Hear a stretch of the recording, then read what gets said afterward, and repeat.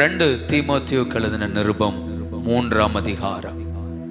அப்போஸ்தலனாகிய பவுல் தீமோத்தேயுவுக்கு எழுதின 2 தீமோத்தேயு புஸ்தகம் புதிய ஏற்பாட்டில் 293வது பக்கம், 293வது பக்கம். அந்த 3ஆம் அதிகாரத்தினுடைய முதல் வசனத்தையும் 5வது வசனத்தையும் வாசிக்கலாம். 2 தீமோத்தேயு 3ஆம் அதிகாரம் 1வது வசனத்தையும் 5வது வசனத்தையும் வாசிக்கலாம். கடைசி நாட்களில் கொடிய காலங்கள் வரும் என்று அறிவாயாக, தேவ பக்தியின் வேஷத்தை தரித்து அதன் பலனை மறுதலிக்கிறவர்களாயும் இருப்பார்கள். இப்படிப்பட்டவர்களை விட்டு நீ விலகு. ஆண்டவருடைய திருநாமம் மகிமைப்படுவதாக. நல்லா புரிந்து கொள்ளுங்கள், வேதம் சொல்ற வார்த்தை நல்லா புரிந்து கொள்ளுங்கள். இந்த இடத்துல பவுல் தீமோத்தேயுவுக்கு எழுதும் போது இப்படி எழுதுகிறார். கொஞ்சம் வசனத்தை ஆழமாய் கவனித்துக் கொள்ள கர்த்தர் உங்களுக்கு உதவி செய்வாராக. 2 தீமோத்தேயு இந்த 3ஆம் அதிகாரம் கடைசி காலத்தில் உலகம் எப்படி இருக்கும் என்று எழுதி வருகிறார்.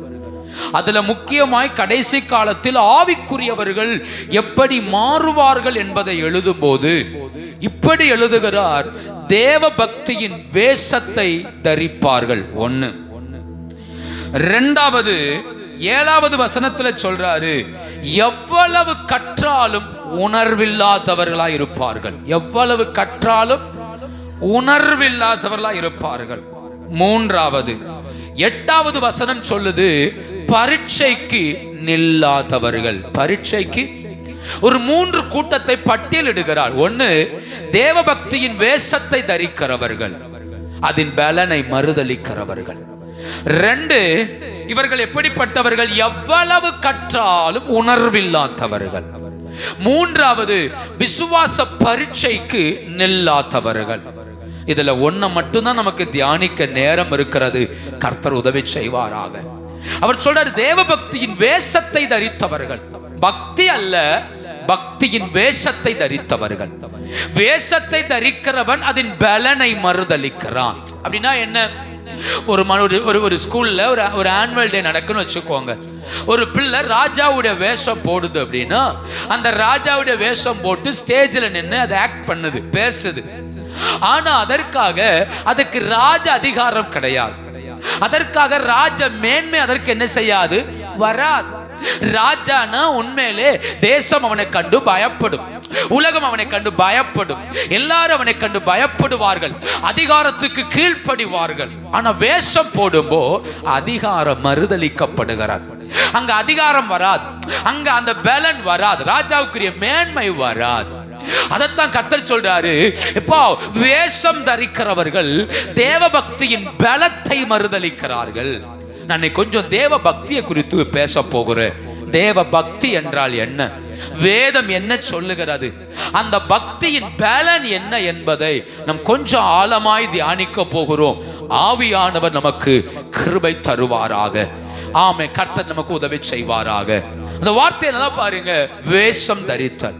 யார் வேஷம் தரிப்பார்? 2 கொரிந்தியர் 11ஆம் அதிகாரம் 14ஆம் வசனத்தை வாசித்து பாருங்கள். 2 கொரிந்தியர் 11ஆம் அதிகாரம் 14வது வசனம். 2 கொரிந்தியர் 11:14. அதானே, சாத்தானு ஒளியின் தூதனுடைய அதே வசனம் தானே? ரைட், வாசிங்க. சாத்தானும் ஒளியின் தூதனுடைய வேஷத்தை. அப்ப வேஷம் தரிப்பது யாரு? சொல்லுங்க, வேஷம் தரிப்பது யாரு? சாத்தான். வேஷம் தரிப்பது சாத்தானுடைய சுபாவம். வசனம் சொல்லுது, அவன் ஒளியின் தூதனுடைய வேஷத்தை என்ன செய்வானா? அப்ப தூதர்களை போல வேஷம் போடுவான், ஊழியக்காரர்களை போல வேஷம் போடுவான். அப்ப சாத்தானுடைய வேலையை வேஷம் போடுகிற வேலை.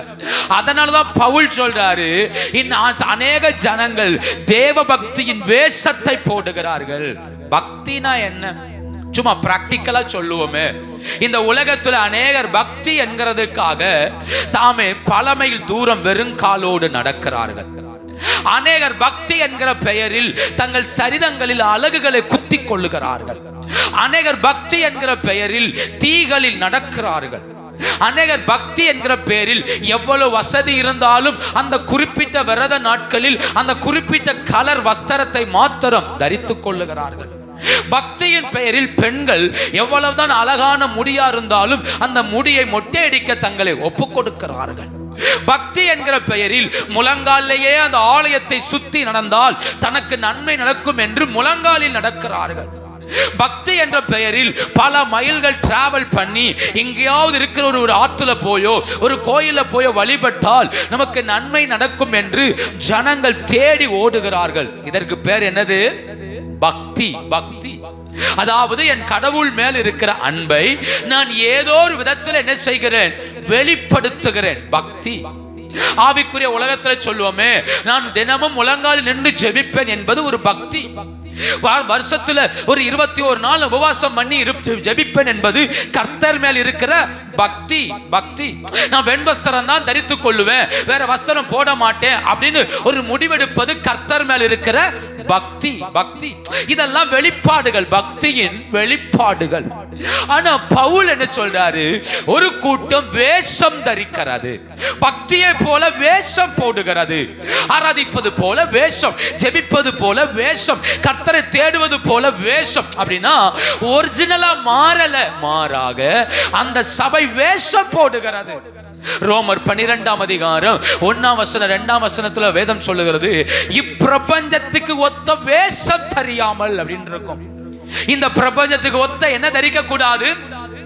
வேஷம் தரிக்க கூடாது. ஜெபிக்கிறவனை காணும் போது ஜெபிக்கிறவனை போல, பாட்டு பாடுறவனை காணும் போது பாட்டு பாடுறது போல, ஆமே உலகத்தானை காணும் போது உலகத்தானை போல, விக்கிரகத்தை காணும் போது விக்கிரகத்தை போல. இல்ல இல்ல, அதெல்லாம் வேஷங்கள். புரிந்து கொள்ளுங்கள், வேஷம் கலையும். வேஷம் கொஞ்ச நேரத்துல வேஷம் என்ன செய்யும்? என்னதான் டிப் டாப்பா வேஷம் போட்டாலும் ராத்திரி படுக்கும் போது வேஷத்தை கலைச்சுதான் ஆகணும். அப்ப வேஷம் கலையும், வேஷம் கலையும். அதனாலதான் கர்த்தர் சொல்றாரு, வேஷம் வேண்டாம், ஒரிஜினலா மாறு. தேவ பக்தியின் வேஷம் தரிக்காத. நீ பக்தியை வெளிக்காட்டுறத ஒரு வேஷத்துக்கா என்ன செய்யாத, காட்டாத. உண்மையாரு இல்லையா? உண்மையா கர்த்தரை தேடு, உண்மையா கர்த்தரை ஆராதி, உண்மையா கர்த்தரோடு இரு, வேஷம் தரிக்காத. யூதாஸ் இயேசுவோடு நடந்தாலும் ஒரு வேஷம் இருந்தது. வெளியில ஒரு இருதயத்தில் பொருளாசை இருந்தது. அந்த பொருளாசையை நோக்கி நோக்கி ஓடி ஓடி ஓடி இயேசுவோடு இருந்த போதிலும் முழு இருதயத்தோடு இயேசுவோடு நடக்கவே முடியல. வேஷம். அப்ப இந்த கால வேளையில ஆவிக்குரிய வாழ்வில் நான் வேஷம் போடக்கூடாது. தேவ பக்தியை தரித்து கொள்ள கர்த்தர் நமக்கு உதவி செய்வாராக. இந்த பகல் வேளையில் தேவ பக்திக்குள்ள வளருவதற்கு ஏதுவாய் கர்த்தர் நமக்கு கிருபை தருவாராக. இந்த கால வேளையில் தேவ பக்தி இன்னதென்று அறிந்து அவைகளில் ஏறி செல்ல கர்த்தர் நமக்கு உதவி செய்வாராக. ஆமென். வேதத்திலிருந்து ஒரு 8 காரியங்களை சொல்லுகிறேன். தேவ பக்தி என்றால் என்ன, பைபிள் என்ன சொல்லுகிறது? இதெல்லாம் ஒரு பக்கம். முழங்கால் நிற்கிறது, பிரதிஷ்டை பண்றது, சாப்பிடாம இருக்கிறது, இதெல்லாம் ஒரு பக்கம், அதெல்லாம் வெளியில. ஆனா வேதம் என்ன சொல்லுகிறது? பைபிள்ல இருந்து ஒரு 8 காரியத்தை நான் சொல்றேன். தேவ பக்தி என்றால் என்ன என்கிறதையும், இந்த 8ல வளருவதற்கு என்ன செய்ய வேண்டும் என்பதையும், இந்த தேவ பக்தியின் பலன் என்ன என்பதையும் எனக்கு இருக்கிற நேரத்தில் வேக வேகமாய் நான் சொல்லி ஜெபிக்க பரிசுத்த ஆவியானவர் கிருபை தருவாராக. ஆமென். கர்த்தர் நல்லவர். எழுதுறவங்க கவனத்தோடு எழுதி கொள்ளுங்கள், கர்த்தர் உதவி செய்வாராக. நம்பர் 1, எது தேவ பக்தி? வேதம் என்ன சொல்லுகிறது? நம்பர் 1 என்னவென்றால், ஓய்வு நாளை ஆசரிப்பது தேவ பக்தி. ஓய்வு நாளை ஆசரிப்பது தேவ பக்தி. இப்படி கூட சொல்லலாம். ஆமே, தேவனுடைய நாளில் தேவனுடைய சமூகத்தில் வந்து அமர்வது ஒரு தேவ பக்தி. ஞாயிற்றுக்கிழமை ஆராதனை அப்படின்னா கண்டிப்பா நான் தேவ சமூகத்தில் போய் உட்காருவேன் அப்படின்னு சொல்றது என்னது? ஒரு தேவ பக்தி. வாசிக்கலாமா? ஆமே, லேவியராகமம் 26வது அதிகாரம் 2வது வசனம். லேவியராகமம் 26ஆம் அதிகாரம் 2வது வசனம். என் ஓய்வு நாட்களை ஆசரித்து என் பரிசுத்த ஸ்தலத்தை குறித்து பயபக்தியாய் இருப்பீர்களாக. அப்போ ஓய்வு நாளில் வந்து ஆராதிப்பதும் சபையில வந்து கர்த்தரை தேடுவதும் எதற்கு அடையாளம் என்று வேதம் சொல்லுது? பயபக்தி. அது ஒரு பக்தி, தேவன் மேல் வைக்கிற ஒரு பக்தி. நான் ஏன் ஞாயிற்றுக்கிழமை ஊருக்கு போக கூடாதுன்னா, நான் கர்த்தரை ஆராதிக்கிறவன். அது நான் கர்த்தர் மேல் வைத்திருக்கிற பக்தியின் வெளிப்பாடு, பக்தியின் வெளிப்பாடு. அதான் வாசிக்கிறோம், ஓய்வு நாளை பரிசுத்தமாய் ஆசரிக்க மறவாத. சங்கீதம் 5வது சங்கீதம் 7வது வசனத்தை பாருங்க. 5வது சங்கீதம் 7வது வசனம். வேக வேகமா ஒருத்தர் வாசிட்டே வரணும். நானோ உமது மிகுந்த கிருபையினால உமது ஆலயத்துக்குள் பிரவேசித்து நேர பயபக்தியுடன். பாத்தீங்களா? அப்ப ஆலயத்துல வந்து பணிந்து கொள்வது ஒரு பக்திங்கிறார். உம்முடைய மிகுந்த கிருபையினால உம்முடைய ஆலயத்துக்குள்ள பிரவேசிப்ப. அப்போ எது பக்தி? ஆமே, வேஷம் போடுவது வேற, பக்தி வேற. இன்னைக்கு வழியில போவோம் அப்படின்னு நினைக்கிறது வேஷம் இல்ல. இன்னைக்கு ஞாயிற்றுக்கிழமை நான் கண்டிப்பா ஆராதிக்க போகணுங்கிறது பக்தி இல்லையா? ரெண்டுக்கு வித்தியாசம் இருக்குது. இன்னைக்கு கட்டாயம் வழி இல்ல, போயிட்டு வந்துருவோம், தலையை காட்டு போயிருவோம் அப்படின்னு நினைக்கிறது வேஷம் இல்ல. இன்னைக்கு ஞாயிற்றுக்கிழமை, இந்த நாள் கர்த்தருடையது. அந்த 3 மணி நேரம் கர்த்தருக்கு சொந்தம். அதுல நான் யாருக்கு இடம் கொடுக்க மாட்டேன். அது தேவன் மேல் வைத்திருக்கிற பக்தி. அதனால தான் தாவீது சொல்றாரு, மிகுந்த கிருபையுடன் உங்க ஆலயத்துக்குள்ள பிரவேசிப்பேன், அங்க வந்து பணிந்து கொள்ளுவேன், ஆராதிப்பேன். அப்ப நல்லா புரிந்து கொள்ளணும், ஆலயத்தில் வந்து அமர்வதும் ஆலயத்தில் வந்து ஆராதிப்பதும் ஓய்வு நாளை பரிசுத்தமாய் ஆசரிப்பதும் நான் கர்த்தர் மேல் வைத்திருக்கிற பக்தி. அதுல 1000 சாக்கு போக்கு சொன்னாலும் தெய்வம் ஏற்றுக்கொள்றது இல்லை. என் ஓய்வு நாள், தேவனுடைய நாளில் நம்ம 1000 சாக்கு போக்கு சொன்னாலும் கர்த்தர் அதுல சந்தோஷப்படுறதே இல்லை. கர்த்தர் அதை ஏற்றுக்கொள்றதே இல்லை. கேரளாவில் ஒரு தேவ மனுஷர் ஊழியம் செய்தார். அவர் ஊழியம் செய்து கொண்டிருந்த போது அவருக்கு ஒரே ஒரு பிள்ளை, நல்ல ஆடி பாடி விளையாடுற நல்ல பிள்ளை, ஆராதிக்கிற பிள்ளை. அன்னைக்கு ஆராதனை, அன்னைக்கு புது வருஷ ஆராதனைக்காக ரெடி ஆயிட்டு இருக்கிறாங்க. ரெடி ஆயிட்டு இருக்கும்போது பிள்ளை திடீர்னு உடம்பு முடியாம இருந்த பிள்ளை மரித்து போயிருச்சு. மரிச்சு போன பிள்ளையை எடுத்து பார்த்தார், பிள்ளைக்கு உயிர் இல்லை. ஹாஸ்பிட்டல்லாம் போயிட்டு வீட்டுக்கு வந்தார். பெரிய அளவுக்கு மருத்துவம் செய்ய வழி இல்லாத காலங்கள். அதனால வீட்டில் பிள்ளையை படுக்க வச்சு குளிப்பாட்டி படுக்க வச்சுட்டு ஃபேமிலியா கணவன் மனைவி 2 பேரும் சபைக்கு வந்து ஆராதித்தார்கள், கர்த்தரை மகிமைப்படுத்தினார்கள். அப்படி அவர் நின்று ஆராதிக்கும் போது கர்த்தர் அவருக்கு ஒரு பாடலை கொடுத்தார். துக்கத்தின் பானபாத்திரம் கர்த்தாவண்ட கையில் தந்தார், சந்தோஷத்தோடு நாம் பாடி ஆண்டவரை ஆராதிப்பேன்னு சொல்லி ஒரு பாட்டு பாடினார். பாட்டு பாடி ஆண்டவரை மகிமைப்படுத்திட்டு ஆராதனை முடிஞ்ச உடனே சொன்னார், இன்னைக்கு எங்க வீட்டுல ஒரு அடக்க ஆராதனை இருக்கிறது, என் மகன் கர்த்தருக்குள் மரித்தான், நீங்க எல்லாரும் வந்து அந்த அடக்க ஆராதனை பங்கு பெறணும் என்று சொன்னாரா. யோசித்து பாருங்க, தன் பிள்ளை மரித்து போயிருக்கிறான். ஆனா அவருக்கு அதை விட ஆராதனை பெரிதா இருந்தது, அதை விட தெய்வத்தை தேடுவது பெரிதா இருந்தது. பக்தி, இதுக்கு பேர் தான் பக்தி. நீங்க அதிகமா கேட்டிருப்பீங்க, மலைகளெல்லாம் வழிகளாக்குவார், பாதையெல்லாம் செவ்வையாக்குவார் பாடலை பாடின லூக்கா சேகர். அவர் ஒரு கால் ஹேண்டிகாப், அவருடைய குழந்தையும் மூல வியாதினால் பாதிக்கப்பட்டு மருத்துவமனையில் மரித்து போயிற்று. சில லட்சங்கள் கட்டுனா பாடியை தர்றோங்கிறாங்க, கட்ட வழியில. சனிக்கிழமை ஞாயிற்றுக்கிழமை ஆராதிக்கணும், அதனால ஆராதனைக்கு போயிட்டு வந்து பார்த்துக்கோன்னு சொல்லிட்டு ஞாயிற்றுக்கிழமை சபையில போய் நின்று ஆராதித்தார். ஆராதிக்கும் போது என்னதான் ஆனால் என்ன, என் மீட்பர் உயிரோடு என்று உண்டு என்று சொல்லி பாட்டு பாடினார். எனக்கு என்ன வந்தாலும் கர்த்தர் கூட இருக்கிறார் அப்படின்னு ஒரு பாடலை எழுதி பாடி கர்த்தரை மகிமைப்படுத்தினாராம். ஆராதனை முடிந்தது. சபையார் எல்லாரும் சொன்னார், என் பிள்ளை இந்த மாதிரி மரிச்சு ஹாஸ்பிட்டல் இருக்கிறான், போய் நம்ம எடுக்க போறோம் வாங்கன்னு சொல்லி கூட்டு போனாராம். செலுத்த பணம் இல்லை, ஆனா போய் நிற்கும்போ அங்கிருந்து டாக்டர்ஸ் வந்து சொன்னாங்களாம், உங்க பையனை நீங்க எடுத்துட்டு போகலாம், உங்க பையனுக்கான பணத்தொகையை செலுத்தியாச்சு அப்படின்னு. யார் செலுத்தினா தெரியாது. ஒருத்தர் வந்தார், பணத்தொகையை செலுத்தினார். யார் செலுத்தினா தெரியாது. அவர் சொல்றாரு, இன்ன வரைக்கும் எனக்கு தெரியாது, தேவன் தம்முடைய தூதர்களை அனுப்பி என் தேவையை சந்தித்தார் அப்படின்னு. எதை மேன்மையா எண்ணினார்கள்? ஆராதனையை மேன்மையா எண்ணினார்கள். இதான் பக்தி. பக்தி கால் ஒரு பக்கம் ஹேண்டிகாப், அந்த காலோடு தான் ஊழியம் செய்கிறார். இன்னைக்கும் கர்த்தருக்காய் பிரகாசிக்கிறார். யோசித்து பாருங்க. பக்தி கர்த்தர் மேல இருக்கிற பக்தி. அப்போ தேவன் மேல இருக்கிற பக்தி என்பது ஆராதனை தடை பண்ணாது, ஆராதிக்காம இருக்க விடாது, கர்த்தரை தேடாம இருக்க விடாது. அது சொல்லும் கண்டிப்பா அது கர்த்தருடைய நாள், அது கர்த்தருக்கே சொந்தம். ஜெபிக்க வேண்டிய நேரத்தில் ஜெபிக்க வைக்கும், ஆராதிக்க வேண்டிய நேரத்தில் ஆராதிக்க வைக்கும். நான் இப்படி சொல்றேன், ஆமே, ஆலயத்துல வந்து மட்டும் அல்ல, தேவ சமூகத்துல எப்போது ஆராதிக்க வச்சிட்டே இருக்கும். பக்தி அது சும்மா விடாது, என்னை ஒவ்வொரு நாளும் தேவ சமூகத்துல நிறுத்தும். அப்போ ஒன்னு ஓய்வு நாளை ஆசரிப்பது பக்தி. பக்தி இரண்டாவதாக எது பக்தி அப்படின்னா, ஆண்டவர் நல்லவர். பாவத்தை அழிப்பதும் பாவத்தை எதிர்ப்பதும் ஒரு பக்தி. பாவத்தை சொல்லுங்க, பாவத்தை அழிப்பதும் பாவத்தை எதிர்ப்பதும் ஒரு, என் வீட்டுக்குள்ள பாவம் வரக்கூடாதுன்னு சொல்லி போராடுவதும், அப்படி பாவம் செய்யும் போது கடினமா எதிர்த்து நிற்பதும் கர்த்தர் மேல் இருக்கிற ஒரு பக்தி. பக்தி வாசிக்கலாம், என்னாகும் புஸ்தகம் அதனுடைய 25ஆம் அதிகாரம் 11வது வசனம். என்னாகமம் 25:11.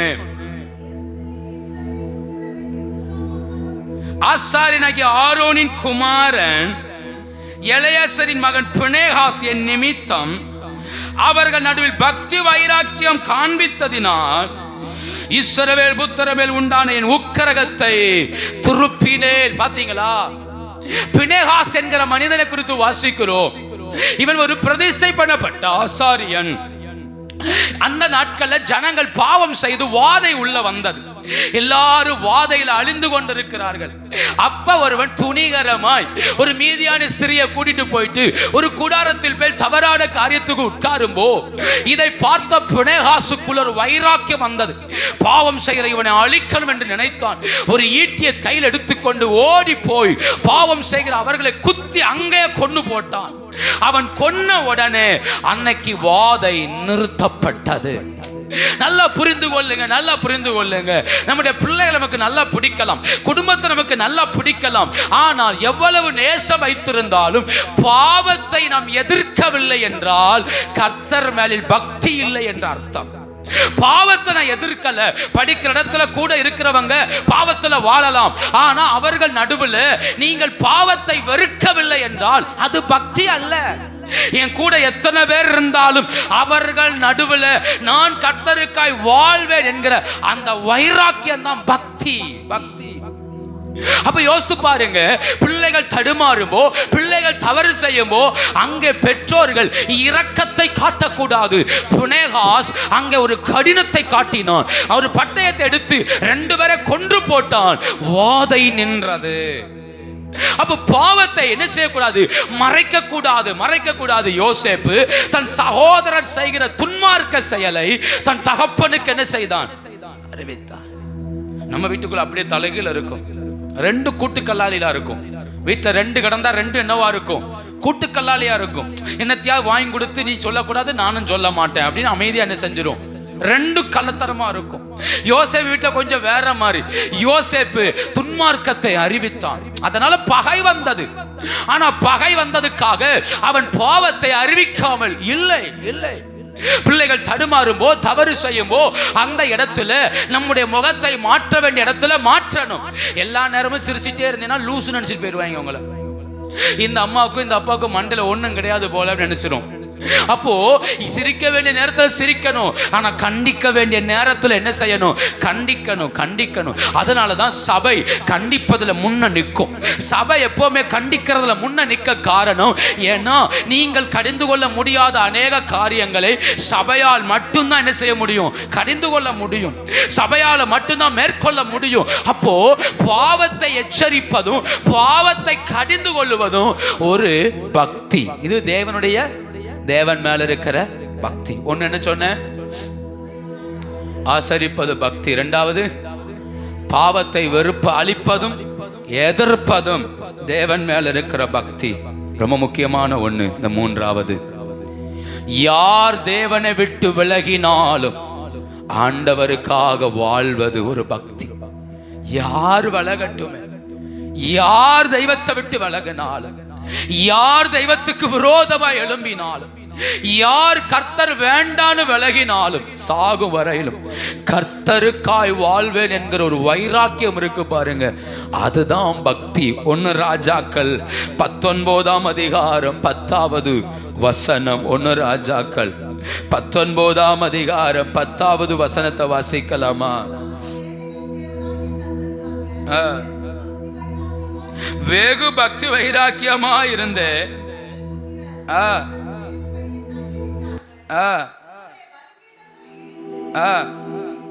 பாத்தீங்களா? அந்த வார்த்தையை பாருங்க. உம்முடைய பலிபீடங்களை இடித்து உம்முடைய தீர்க்கதரிசிகளை பட்டயத்தால் கொன்று போட்டார்கள், நான் ஒருவன் மாத்திரம் மீந்திருக்கிறேன். எலியா சொல்ற வார்த்தையை பாருங்க, நான் ஒருவன் மாத்திரம். அந்த வார்த்தை சொல்ல, நான் ஒருவன் மாத்திரம், யாருமே இல்லப்பா. அவர் சொல்றார், யாருமே இல்லை. உம்முடைய ஜனங்கள், இஸ்ரவேல் ஜனங்கள் உடன்படிக்கையை விட்டு விலகிட்டாங்க, உடன்படிக்கை விட்டு தள்ளிட்டாங்க. கர்த்தர் ஆராதிக்க மனம் இல்லை, பாகால வழிபடுறாங்க. அந்த யேசபேல் எல்லா தீர்க்கதரிசிகளை பார்க்கிற இடத்தெல்லாம் கொன்னு போடுறா. இவர்கள் நடுவில் நான் ஒருவன் மாத்திரம் மீந்திருக்கிறேன்.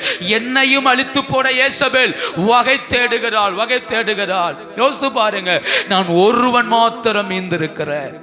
என்னை சுத்தி இருக்கிற எல்லாரும் விழுந்துட்டாங்க, என்னை சுத்தி இருக்கிற எல்லாரும் பாவத்துல வாழ்றாங்க, என்னை சுத்தி இருக்கிற எல்லாரும் அக்கிரமத்துல ஜீவிக்கிறாங்க, உடன்படிக்கை விட்டு விலகிட்டாங்க, கர்த்தரை விட்டு விலகிட்டாங்க. ஆனால் நான் ஒருவன் மாத்திரம் ஆண்டவரை சேவிக்கிறேன். பக்தி, ஆண்டவர் மேல இருக்கிற பக்தியை பாருங்க. ஆமா, யார் விலகினாலும் விலகாவிட்டாலும் நான் ஆண்டவரை சேவிப்பேன், ஆண்டவரை சேவிப்பேன். அந்த பக்தியினாலதான் மரணத்தை விரும்பின போதிலும் அது கர்த்தர் கையாலே விரும்பினார்.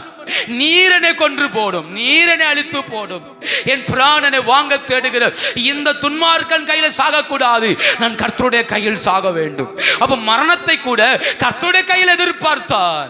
அப்ப யோசித்து பாருங்க, யார் விலகினாலும் யார் விலகாவிட்டாலும் யார் ஆராதித்தாலும் ஆராதிக்காவிட்டாலும் நான் கர்த்தருக்காய் வாழ்வேன் என்பது தேவன் மேல் வைத்த பக்தி. பக்தி.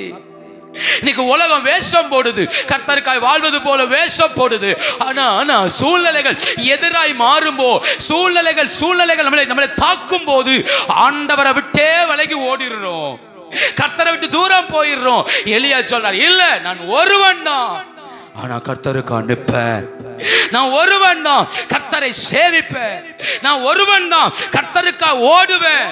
கர்த்தர் சொன்னார், 40 நாள் பிரயாணம் பண்ணி ஓரே பர்வதத்துக்கு போன்னு சொன்னார். அப்படியே கீழ்ப்படிந்தான். ஆண்டவர் மேல இருந்த பக்தி ஆண்டவருக்கு எதையும் செய்ய வைக்கும். ஆண்டவர் மேல இருந்த பக்தி ஆண்டவருக்கு எதையும் செய்ய தைரியத்தை தரும். கர்த்தர் மேல இருந்த பக்தி, ஆண்டவர் கேட்கிற, உனக்கு இங்க என்ன வேலைங்கிறார்? இந்த ஒரே பர்வதத்தில் உனக்கு என்ன வேலை? எலியா சொல்றாரு, நான் ஒருவன் மாத்திரம் மீந்திருக்கிறேன், என் பிராணனை வாங்க தேடுகிறார்கள், நான் ஒருவன் மாத்திரம் இப்படி இருக்கிறேன், என்னையும் அழிக்க பார்க்கிறார்கள், என்னால உம்மை விட்டு விலக முடியாது, என்னால உடன்படிக்கையை மீற முடியாது, என்னால வசனத்தை விட்டு விலக முடியாது, நான் ஒருவன் மாத்திரமே. ஆண்டவர் அங்க எலியாவை பலப்படுத்தினார். நல்லா புரிந்து கொள்ளணும், எது பக்தி? யார் விலகினாலும் இயேசுவுக்காய் நிற்கணும் என்கிற வைராக்கியமே பக்தி. கணவன் விலகலாம், மனைவி விலகலாம், பிள்ளைகள் விலகலாம், பெற்றோர் விலகலாம், யார் விலகினாலும் இயேசுவுக்காய் வாழ்வேன் என்பது பக்தி வைராக்கியம். பக்தி வைராக்கியம். யார் விலகட்டுமே, செத்தாலும் இயேசுவுக்காக சாகணும். எஸ்தருக்குள் ஒரு பக்தி இருந்ததல்லவா, நான் செத்தாலும் சாகுறேன், என் ஜனத்திற்காக, தேவனுடைய சபைக்காக பரிந்து பேசுவேன். அப்போ தன் தன் வாழ்வை கூட துச்சமா என்ன வைத்தது? பக்தி. பக்தி. என்ன வந்தாலும் கர்த்தருக்காக வாழ்வேன். அந்த பக்தி, அந்த பக்தி. பக்திக்கு கிடைச்ச பரிசு எலியாவின் மேல ரெட்டிப்பான அபிஷேகத்தை கர்த்தர் வைத்தார். பக்திக்கு கிடைச்ச பரிசு எலியாவின் மேல தம்முடைய மகிமையை வைத்தார்.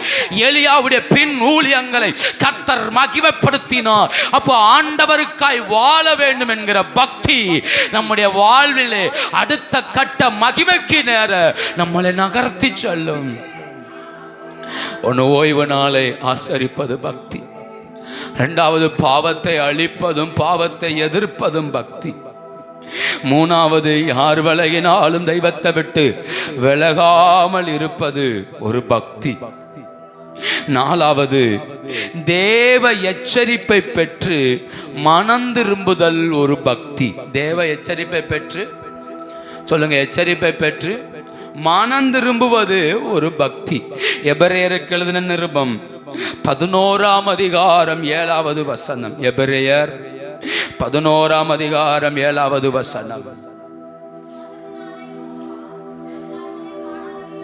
காணாதவர்களை குறித்து தேவ எச்சரிப்பை பெற்று பயபக்தி உள்ளவனாகி தன் குடும்பத்தை ரட்சிப்பதற்கு போதும். தன் குடும்பத்தை ரட்சிப்பதற்கு பாருங்க, நோவா எச்சரிக்கப்பட்டான்.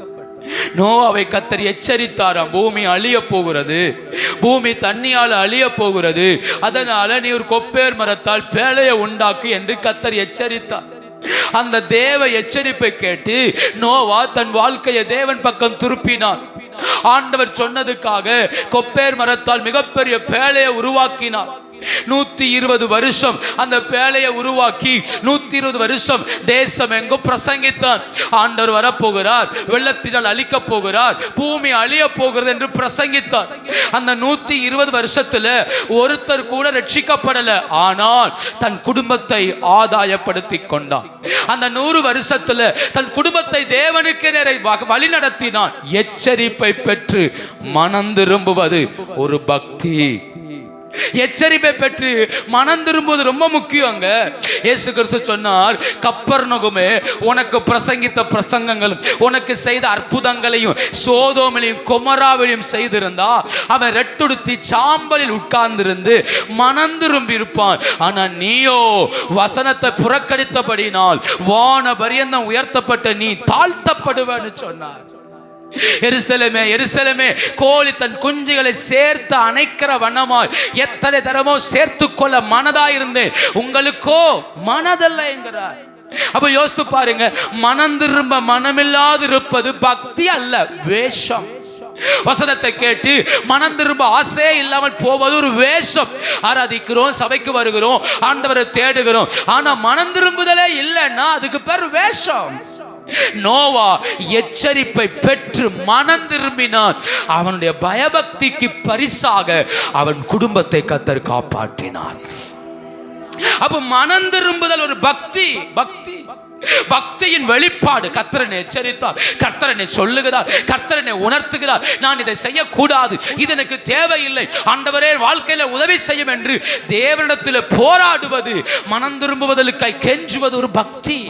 பக்தி பாருங்க, இன்னைக்கு பிரசங்கிக்கிறோம், வசனம் கேட்கிறோம், ஜெபம் பண்றோம், நாம் மனம் திரும்புறோமா? நாம் மாறி இருக்கிறோமா? யோசித்து பாருங்க. ஆண்டவருக்கு என் வாழ்க்கையை ஒப்பு கொடுத்திருக்கிறேனா? கர்த்தர் கையில என் வாழ்க்கையை அர்ப்பணிக்கிறேனா? அல்லது உலகத்தோடு தான் நான் வாழுகிறேனா? யோசித்து பாருங்க. தேவனுக்கு என் ஜீவியத்தை நான் எங்கே அர்ப்பணிக்கிறேன்? தெய்வத்துக்காக என் வாழ்க்கையை எங்க மாற்றி அமைக்கிறேன்? பக்தியின் வேஷம் அல்ல, பக்தியை தரித்து கொள்ள கர்த்தர் நமக்கு உதவி செய்வாராக. கேட்கிறதுனால மாற்றம் வராது, கேட்கிறது வாழ்க்கையில செயல்படுத்தப்படும் போதுதான் மாற்றம் வரும். கேட்கிறதுனால ஒரு மாற்றம் என்ன செய்யாது, கேட்கறதுனால வராது, செயல்படுத்தினாதான் மாற்றத்தை கர்த்தர் உண்டாக்க முடியும். அப்போ ஓய்வு நாளை ஆசரிப்பது ஒரு பக்தி, பாவத்தை அழிப்பதும் பாவத்தை எதிர்ப்பதும் பக்தி. ஆமே, கர்த்தருக்காய் வாழ்வது, யார் விலகினாலும் கர்த்தருக்காய் வாழ்வது ஒரு பக்தி. எச்சரிப்பை பெற்று மனம் திரும்புவது ஒரு பக்தி இல்லையா? பக்தி. எரேமியா 2ஆம் அதிகாரம் 2ஆம் வசனம் வாசிங்க. தேவனை பின்பற்றுவது ஒரு பக்தி. எரேமியா 2ஆம் அதிகாரம் 2ஆம் வசனம்.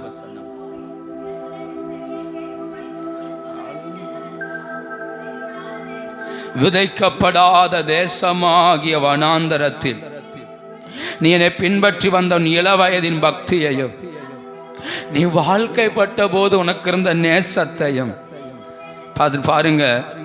வனாந்தரத்தில், விதைக்கப்படாத தேசமாகிய வனாந்தரத்தில் என்னை பின்பற்றி வந்த இளவயதின் பக்தி.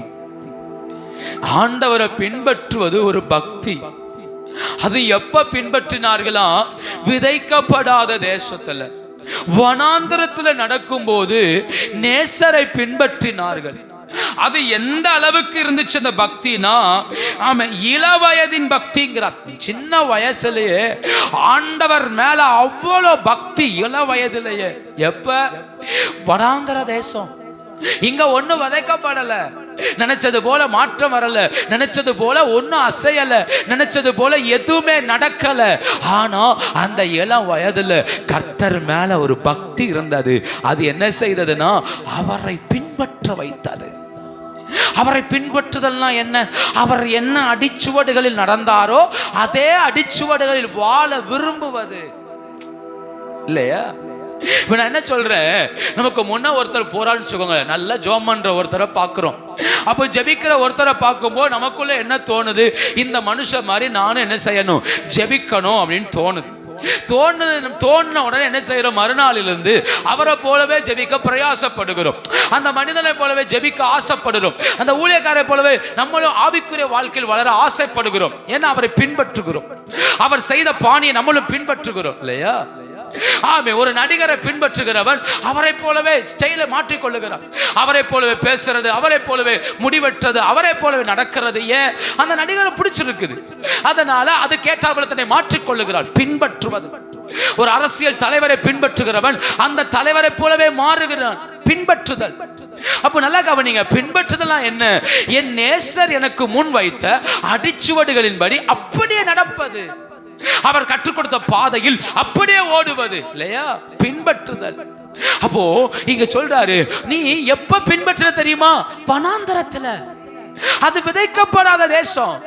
அங்க நீ நினைச்சா கூட கோதுமை வராது, நினைச்சா கூட திராட்சை செடி வராது, நினைச்சா கூட அத்திமரம் வராது. ஆனா விதைச்சு நீ தோத்து போன விதைக்கப்படாத தேசம் அது. நீ தலைகீழ நின்னாலும் அந்த பாலைவனத்துல உன்னால ஒண்ணு செய்ய முடியாது. விதைக்கப்படாத தேசம் அது. வேதமே சொல்லுது, விதைக்கப்படாத தேசம் அது. அந்த வனாந்தரத்திலேயாக்கும் இவர்கள் கர்த்தரை பின்பற்றினார்கள். அந்த வனாந்தரம் எப்படி இருந்துச்சு தெரியுமா? எரேமியா 2:5 சொல்லுது, அவாந்தர வெளியும் பள்ளங்கள் உள்ள தேசமும் வறட்சியும் மரண இருளும் உள்ள தேசமும் ஒருவனும் கடவாமலும் ஒரு மனுஷனும் குடியிராமலும் இருக்கிற தேசமான வனாந்தரம். பள்ளம், இன்னொரு பக்கம் வறட்சி, இன்னொரு பக்கம் மரண இருள், இன்னொரு பக்கம் மனுஷனால நடக்க முடியாத இடம், இன்னொரு பக்கம் அந்த வழியா போனவன் திரும்பி வந்ததே இல்லை. அப்படிப்பட்ட வாழ்க்கை வாழும்போ கர்த்தரை பின்பற்றினால் இந்த சபை, கர்த்தர் சொல்றார், உன் இளவயதின் பக்தியை நான் அறிந்திருக்கிறேன். உன் இளவயதின் பக்தி இன்னைக்கு இல்ல, இன்னைக்கு ஒன்று பக்தி இல்லைங்கிறார். அண்ணா இன்னைக்கு ஓசியாவில் சொல்றாரு, உன் பக்தி காலையில வர்ற பனிக்கோப்பா இருக்கு, வெயில் வந்தோடனே மறைஞ்சு போயிருது அப்படிங்கிறார். ஆனா இந்த சபை அப்படி இல்லை. ஆரம்ப காலங்களில் இவர்கள் கர்த்தர் மேல் வைத்த பக்தியை பாருங்க, எதுவுமே இல்லை. ஆனா கர்த்தரை நேசித்தார்கள்.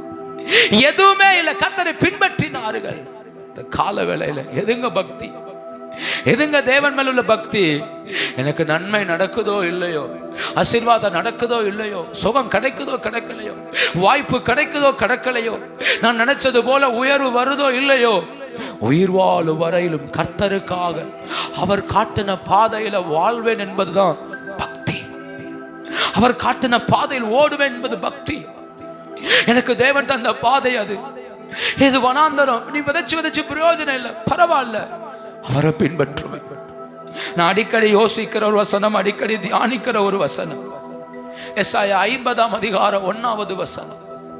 எசாயா 50:1 நீதியை பின்பற்றி 51:1 எசாயா 51:1 நீதியை பின்பற்றி கர்த்தரை தேடுகிற நீங்கள் எனக்கு செவி கொடுங்கள். வெட்டி எடுக்கப்பட்ட கன்மலையும் தோண்டி எடுக்கப்பட்ட துறவின் குழியையும், வெட்டி எடுக்கப்பட்ட கன்மலையை நோக்கிப்பார், தோண்டி எடுக்கப்பட்ட துறவை நோக்கிப்பார். ஏன்? அது யார்? 2 சொல்லுது, உங்கள் தகப்பனாகிய ஆபிரகாமையும் உங்களை பெற்ற சாராளையும். இந்த வசனத்தை சொல்லிட்டு ஆபிரகாமையும் சாராளையும் சொல்றார், நோக்கிப்பார். ஏன் இப்படி சொல்றாரு? அவர்கள் கர்த்தரை பின்பற்றினவர்கள். அவர்கள் கர்த்தரை பின்பற்றும் போ எப்படி இருந்துச்சுன்னா, அவங்க வாழ்க்கை வெட்டி எடுக்கப்பட்ட கன்மலை. அப்படின்னா தரமட்டம் ஆயிருச்சு. இந்த கண்மலையை கொஞ்சம் கொஞ்சமா அடிச்சு எவ்வளவு ஆயிருச்சு? தரமட்டம் ஆயிடுச்சு, பதில் வரல. யோசித்து பாருங்க, இந்த மலைக்குள்ள கிரானைட் இருக்குன்னு சொல்றாங்கன்னு வச்சுக்கோங்க. கிரானைட்டுக்காக கவர்மெண்ட் ஆட்களை அனுப்பி வெடி வச்சு தகர்த்து தகர்த்து தகர்த்து வருதுன்னு வச்சுக்கோங்க. இப்ப கிடைச்சிரும் இப்ப கிடைச்சிரும் இப்ப கிடைச்சிரும் வருது.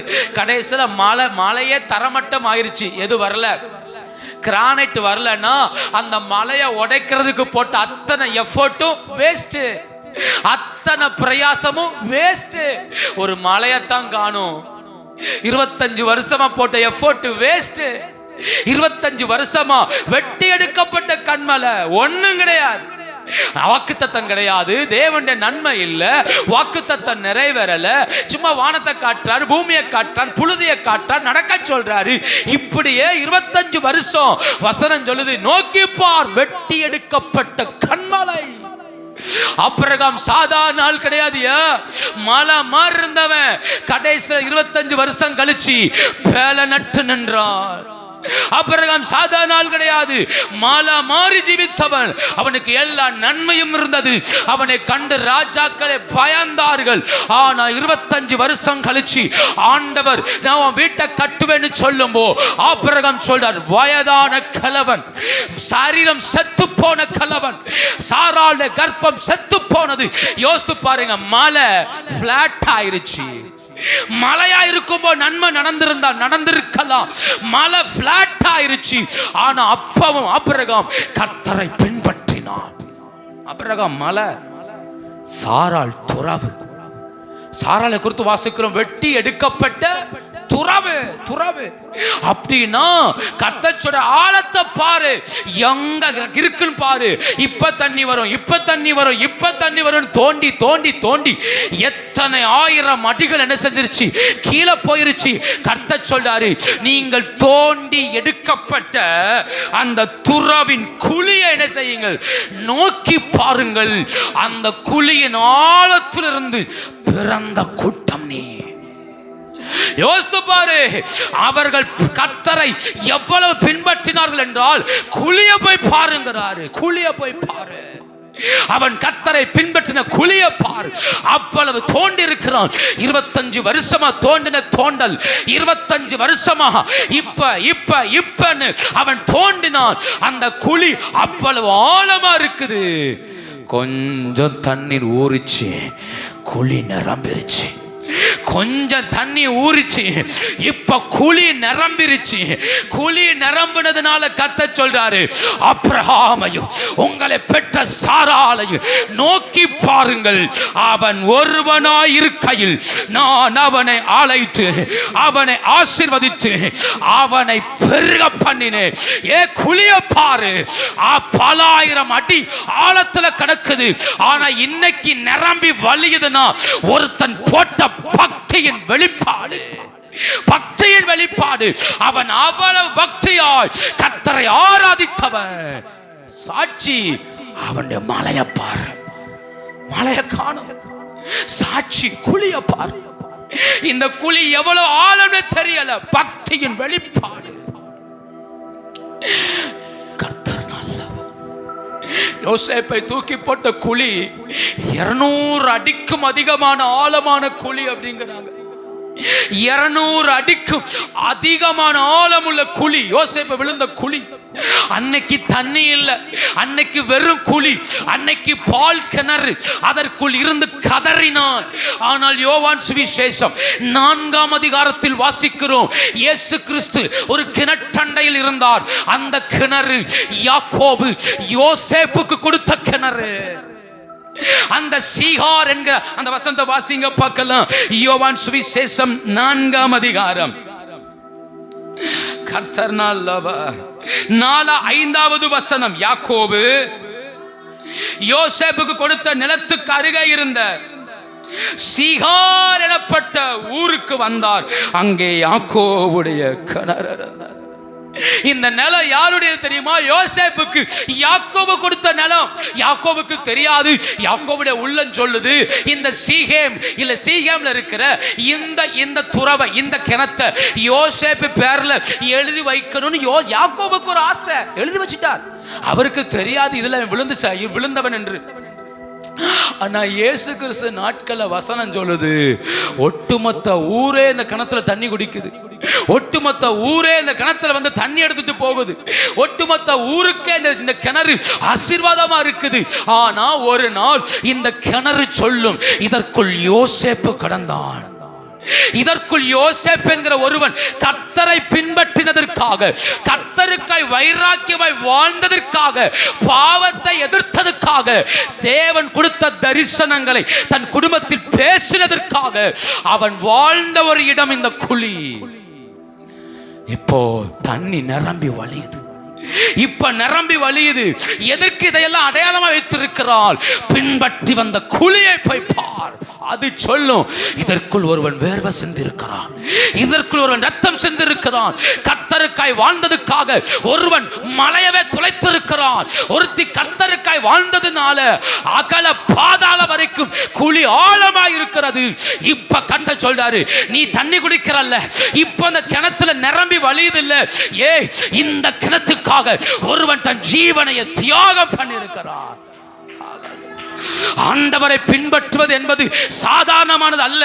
இப்ப நடக்கும், இப்ப நடக்கும், இப்ப நடக்கும் எதிர்பார்த்து எதிர்பார்த்து. அதனால தான் எரேமியா சொல்றாரு, விதைக்கப்படாத தேசம், வளராத தேசம், வெறும் வனாந்தரம், அங்க நீ கர்த்தரை பின்பற்றின அந்த நேசத்தை அறிந்திருக்கிற. ஹல்லேலூயா. ஆண்டவரை பின்பற்றுவது என்பது எனக்கு எல்லா அனுகூலமா இருக்கும்போ நான் கட்டில உட்கார்ந்து கைதட்டி பாட்டு பாடுவேன் நினைக்கிறது அல்ல. கர்த்தரை பின்பற்றுவது என்பது எனக்கு எதுவுமே இல்லை, எதுவுமே இல்லை. ஆனா வாழ்ந்தா கர்த்தருக்காய் வாழணுங்கிற வைராக்கியம், வைராக்கியம். ஆபிரகாமுக்கு என்ன இருந்துச்சு நினைக்கிறிய? என்ன நன்மை நடந்தது? யாரு கேட்டாலும் ஆபிரகாம்கிட்ட கேட்கலாம் இல்லையா? குழந்தை இருக்கா, ஆசீர்வாதம் இருக்கா, யாருனால கேட்கலாமே. ஆபிரகாமே நினைக்கிறார், இந்த இந்த இந்த தமஸ்கு ஊரானாகிய எலெயாசர் எனக்கு அடுத்த பிள்ளையா இருப்பானா? இஸ்மவேல் வந்ததுக்கு அப்புறம் யோசிப்பார், இஸ்மவேல் அடுத்தடுத்துல இருப்பானா? யோசித்து இருக்கலாம். ஆனா வாக்குத்தத்தம் யாருடையது? ஆபிரகாமுடையது. ஒரு மலையவே காணுங்க. ஒருத்தன் கர்த்தரை பின்பற்றினதுல எதையே காணும். நான் சொல்ற வார்த்தை எத்தனை பேர் நீங்க ஆழமாய் புரிந்து கொள்ளுகிறீர்கள் என்று எனக்கு தெரியாது. ஒரு புதையலுக்காக ஒரு மலையவே அழித்த சரித்திரம் போல, ஒரே ஒரு நன்மைக்காக 25 வருஷம் கடைசியில அவரை கூட்டு, ஐயா இப்ப உனக்கு கிடைச்சா என்ன நடக்கும்னு சொன்னா அவர் என்ன சொல்வார்? பலம் இருக்கிற காலத்துல ஒண்ணு என்ன செய்யல, பலம் இருக்கிற காலத்துல ஒண்ணு என்ன செய்யல, நடக்கல. நான் பலத்தோடு போராடும்போ, பலத்தோடு ஆசைப்பட்டப்போ எனக்கு சரித்திரம் கிடைக்கும், என் வாழ்க்கை நல்லா இருக்கும். ஒரு மனுஷன் புதையலை தேடி போறான்னு வச்சுக்கோங்க. இந்த மலையில புதையல் இருக்கும்னு நினைச்சு போறார். உள்ள போனவர் 40 வருஷத்தை அந்த புதையலுக்காகவே செலவழிச்சு, குடும்பத்தை பார்க்கல, பிள்ளைகளை பார்க்கல, வீட்டை பார்க்கல, புதையலுக்காகவே வாழ்ந்து வாழ்ந்து வாழ்ந்து அவரால் கண்டுபிடிக்கவே முடியல. கடைசியில மரண தருவாயில கிடக்கும்போ, ஐயா நீங்க தேடின மலையில ஒரு புதையல் இருக்கு, இன்னும் இருக்குன்னு வந்து கொண்டு கொடுத்தா, அதனால அவருக்கு ஒரு சந்தோஷமும், சந்தோஷப்படுற இடத்துல அவர் இல்லையே. அதற்காக குடும்பத்தை இழந்திருக்கிறார், அதற்காக எத்தனையோ விட திட்டு வாங்கி இருக்கிறார், எத்தனையோ நன்மைகள் இழந்திருக்கிறார், எத்தனையோ உறவுகள் இழந்திருக்கிறான். எதற்காக? புதையலை தேடி போனவன் சும்மா அவனு வீட்டுக்கு வர மாட்டான். புதையலை தேடுகிறவன் கண்டுபிடிக்க வரைக்கும் வீட்டுக்கு என்ன செய்ய மாட்டான், வரமாட்டான். ஏன்? தன் ஜீவனை அதற்காக ஒப்பு கொடுப்பான். அந்த புதையலை மட்டும் எடுத்துட்டா இந்த உலகமே அவனை திரும்பி பார்க்கும். அதே புதையல் சாகும்போ கிடைச்சா, சாகும்போ கிடைச்சா. இந்த ஆபிரகாம் மலை பிளாட்டு, தண்ணியை தோண்டி தோண்டி தோண்டி முடிஞ்சு, இதுக்கு மேல ஆழத்துக்கு போக முடியாது, பிளாட்டு. இப்ப கர்த்தர் சொல்றாரு, நோக்கி பாருங்கள், அந்த மலைக்குள் ஒரு புதையல் இருக்கு, இப்ப அந்த பாறைக்குள் ஒரு புதையல் இருக்கு, இப்ப நோக்கி பாரு. இவ்வளவு உடைச்சிட்டல்ல, மலையை உடைச்சதுக்கு அப்புறம் கர்த்தர் சொல்றாரு, பாறைக்குள்ள இருக்கு தோண்டி எடுக்கப்பட்ட துறவு. அங்க தண்ணியே இல்லை நினைச்சா வெறும் புகை மட்டும் வருது, வெறும் சூடு. ஆனா இப்ப யோசித்து பார்த்தா உள்ள இருந்து ஒரு ஊற்று புறப்படுது, ஊற்று புறப்பட்டு மேல மேல மேல மேல வருது. அந்த ஊற்று நிரம்பி தண்ணி தழும்பி நிக்குது. இஸ்ரவேலை பார்த்து சொல்றாரு, உனக்கு என்ன பின்பற்ற மனசில்லைனா போய் பாரு, அங்க ஒரு மலையை காணும், போய் பாரு, அங்க ஒரு கிணறு நிரம்பி கிடக்குது. இதையெல்லாம் பார்க்கும்போ புரிஞ்சுக்கோ, ஒருவன் என்னை பின்பற்றினதின் விளைவு. இங்க தேவ பக்திங்கிறது சாதாரண அல்ல. ஒண்ணுமே இல்லாத இடத்தில் கர்த்தரை பின்பற்றுகிறவனை ஆண்டவர் ஒன்னு சும்மா விடல, ஆண்டவர் மகிமைப்படுத்தினார். ஆண்டவர் மகிமைப்படுத்தினார். ஆபிரகாம் ஒன்னு சும்மா விடல. கர்த்தர் ஆபிரகாமை கர்த்தர் பலப்படுத்தினார். அவன் தன் சந்ததியையும் சந்ததிகளின் சந்ததியும் காணும்படி ஆண்டவர் ஆபிரகாமை பலப்படுத்தினார். சொல்ற வார்த்தையை புரிந்து கொள்ளுங்கள், வசனத்தை நன்றாய் புரிந்து கொள்ளுங்கள். நான் யார் தெரியுமா? அவரை பின்பற்றும்படி அழைக்கப்பட்டவன். என்ன வந்தாலும் அவரை பின்பற்றுவதுதான் தேவபக்தி. தேவபக்தி. எனக்கு நடந்தா பின்பற்றுறேன், ஆசீர்வாதம் கிடைச்சா பின்பற்றுறேன், எனக்கு இந்த வீடு கிடைச்சா பின்பற்றுறேன், வேலை கிடைச்சா பின்பற்றுறேன், இது நடந்தா நான் சாட்சி சொல்லுவேன். இது நடந்தா நெவர். எனக்கு கர்த்தர் செய்வார். அதை பார்க்கும் வரையிலும் அவரை நோக்கி பயணிப்பேன். எலியா என்ன சொல்ல, ஒருவன் மாத்திரம் எந்திருக்கிற 3 வருஷம் ஒரு வீட்டுக்குள்ள அடைஞ்சு கிடக்கிற மனுஷன். நமக்கு அது கோவிடு கொஞ்ச நாள் தான். எலியாவுக்கு கோவிடு 3 வருஷம். தலை காட்டினா கொன்றுவான். தலை காட்டினா இவன் ஜீவனுக்காக வீட்டு வாசல் வரைக்கும் காவல் காத்து கிடக்கிறானுங்க. ஆனா ஒரு வீட்டுக்குள்ள உட்காந்து டெய்லி காலையில தோசை, மதியம் தோசை, ராத்திரி தோசை, வெறும் தோசையை மட்டும் சாப்பிட்டு சாப்பிட்டு சாப்பிட்டு 3 வருஷம் காத்திருக்கிறான். 3 வருஷம் தேவ சமூகத்தில் உட்கார்ந்து இருக்கிறான். 3 வருஷம் உட்கார்ந்ததுக்கு விளைவு, அவன் முழங்கால் படிட்டு ஜெபிக்கும் போது அக்கினிய கர்த்தர் வானத்திலிருந்து இறக்கினார்.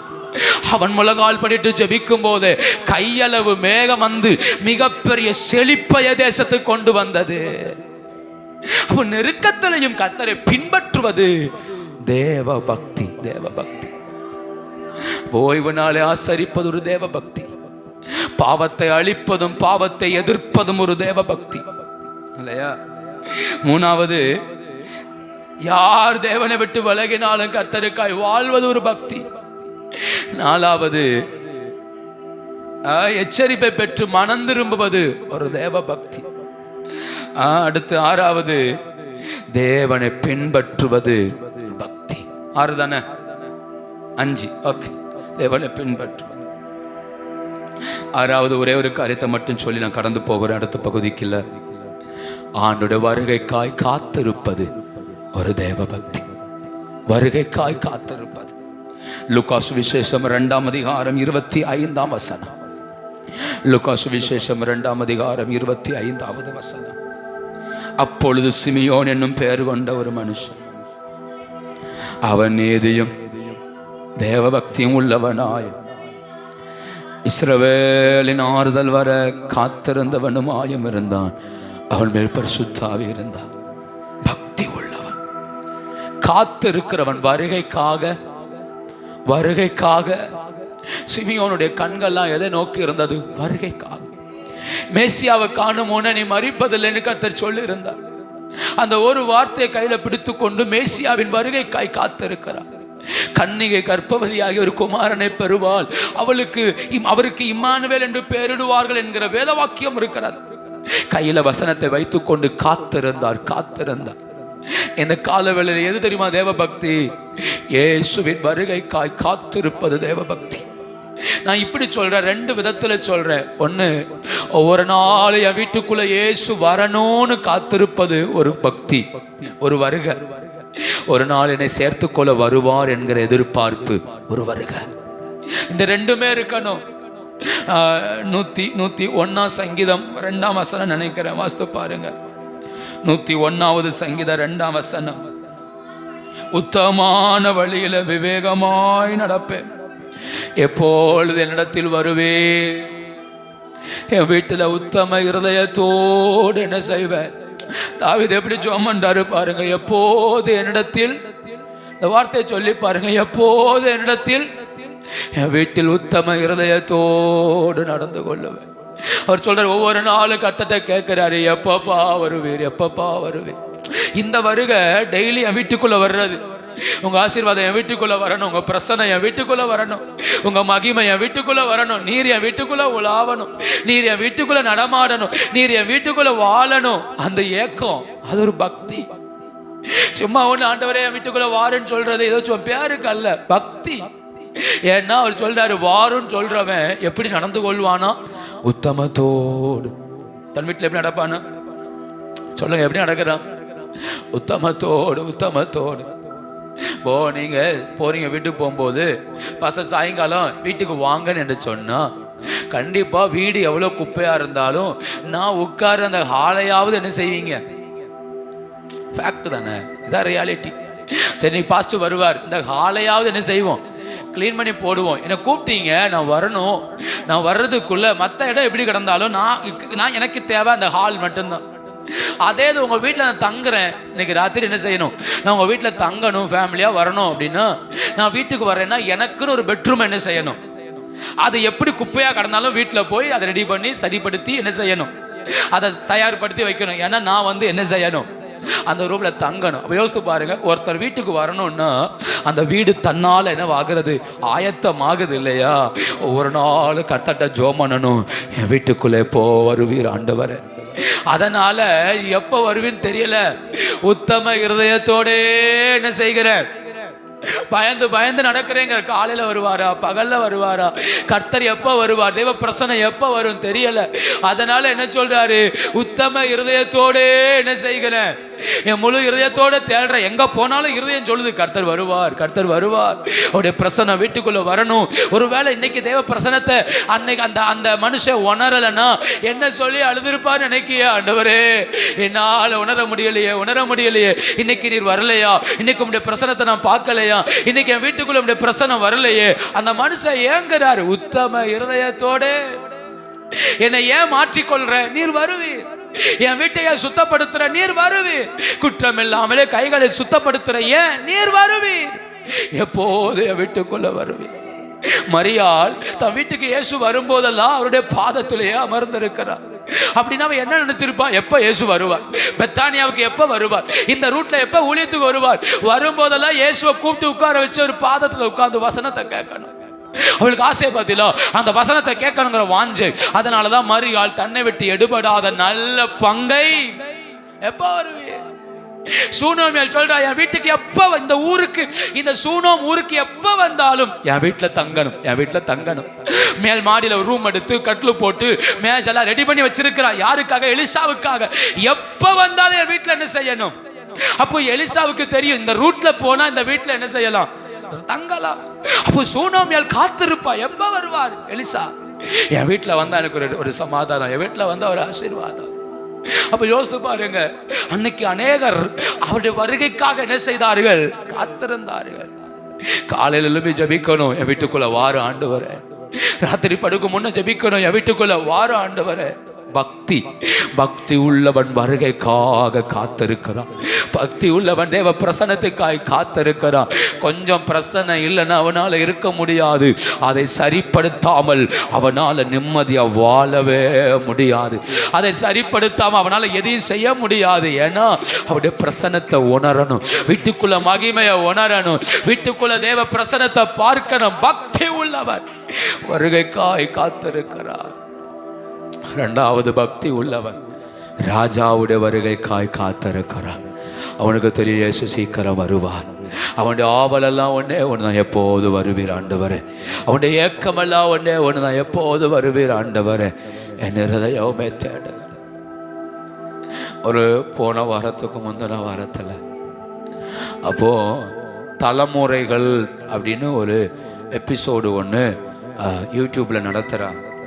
அதில் பழைய காலத்து பாடல்களெல்லாம் எடுத்து என்ன செய்வாங்கன்னா யார் யார் பாடுனான்னு சொல்லி போடுவாங்க.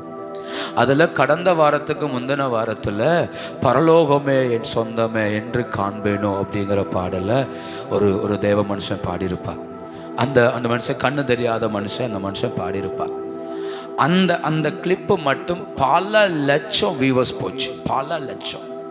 ஃபேஸ்புக்கில் திறந்தா எல்லாரும் ஷேர் பண்ணது, இன்ஸ்டாகிராமில் போனால் எல்லாரும் ஷேர் பண்ணது, யூடியூப்பில் எல்லாரும் ஷேர் பண்ணது, வாட்ஸ்அப் ஸ்டேட்டஸ் எடுத்தால் எல்லாரும் ஸ்டேட்டஸில். ஆனால் எனக்கு ஒரு கேள்வி வந்தது, வைக்கிற அத்தனை பேரும் ஆயத்தமா? வைக்கிற அத்தனை பேரும் வருகைக்கு ரெடியா? ஏன்னா ஆண்டவர் மேல அன்பில்லாதவர்களும் அந்த பாட்டை எடுத்து வைத்திருந்தார்கள். சபைக்கு போய் விழுந்து போனவர்களும் அந்த பாட்டை எடுத்து வைத்திருந்தார்கள். கர்த்தரையே விமர்சிக்கிற கூட்டமும் அந்த பாட்டை எடுத்து வைத்திருந்தார்.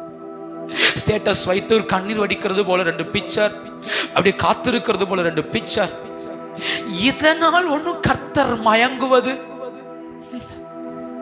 இதனால கர்த்தர் என் புள்ள ஸ்டேட்டஸ் வச்சுட்டான், என் புள்ள பாட்டு பாடிட்டே இருக்கிறான், அன்னைக்கு 2 நாள் பாடின உடனே கர்த்தர் மயங்குவது.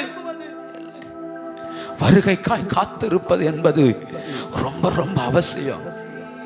வருகைக்காய் காத்திருக்கிறவன் எதையும் யோசிப்பதில்லை. அவன் ஏக்கமெல்லாம் கர்த்தருடைய வருகையில நிற்கணும். 2 காரியம் சொல்லட்டுமா?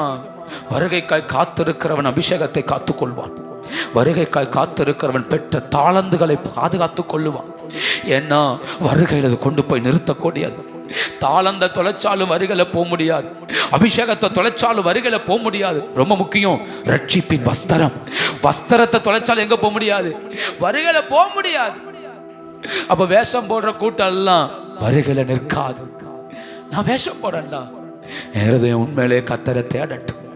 யாருக்காக போய் வேஷம் போட்டு காட்டண்டா, நானும் இயேசு வருகைக்காய் காத்திருக்கிறேன், பரலோகமே என் சொந்தமே என்று காண்பின வைக்க வேண்டாம். இருதயம் கர்த்தரை தேடட்டும், இருதயம் கர்த்தரை நாடட்டும். எப்படியாகிலும் இன்னும் இயேசு வருவாரானா, இன்னும் இயேசு வருவாரானா யோசித்து பாருங்க. மணி 11:25. இப்ப இயேசு வருவாரானால் நாம் பரலோக ஆயத்தம்னு சொல்றவங்க,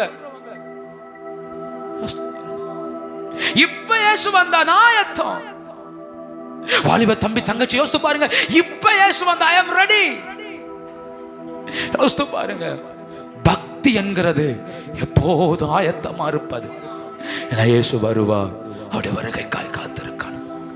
நான் 6 காரியம் சொல்லியிருப்பேன் நினைக்கிறேன். ஓய்வு நாளை ஆசரிப்பது ஒரு பக்தி. 2வது பாவத்தை அழிப்பதும் பாவத்தை எதிர்ப்பதும் ஒரு பக்தி. 3வது யார் தேவனை பின்பற்றினாலும் பின்பற்றாட்டாலும் கர்த்தருக்காய் வாழ்வது ஒரு பக்தி.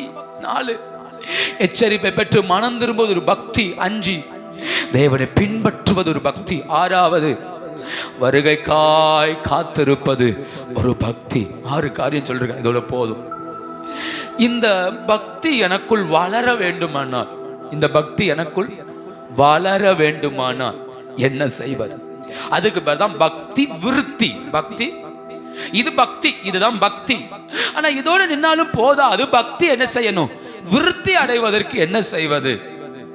நான் வேணா ஒன்னே ஒன்று மட்டும் வேணா நான் பேசுறேன். 3 காரியம் இருக்கு, நான் 1 மட்டும் வேணா சொல்லி கடந்து போறேன். தேவனுக்கு ஏற்ற துக்கம்.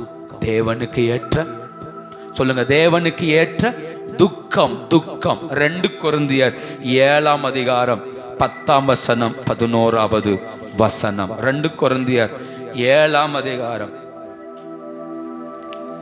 10ஆம் வசனம் 11வது வசனத்தை வாசித்து பாருங்க.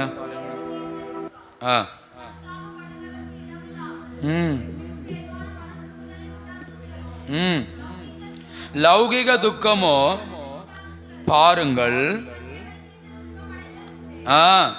அது உங்களிடத்தில் எவ்வளவு ஜாக்கிரதையும் எவ்வளவு நியாயம் சொல்லுதலையும் எவ்வளவு வெறுப்பையும் பயத்தையும் எவ்வளவு ஆவலையும் எவ்வளவு பக்தி வைராக்கியத்தையும் கண்டிப்பையும் உண்டாக்கிற்று.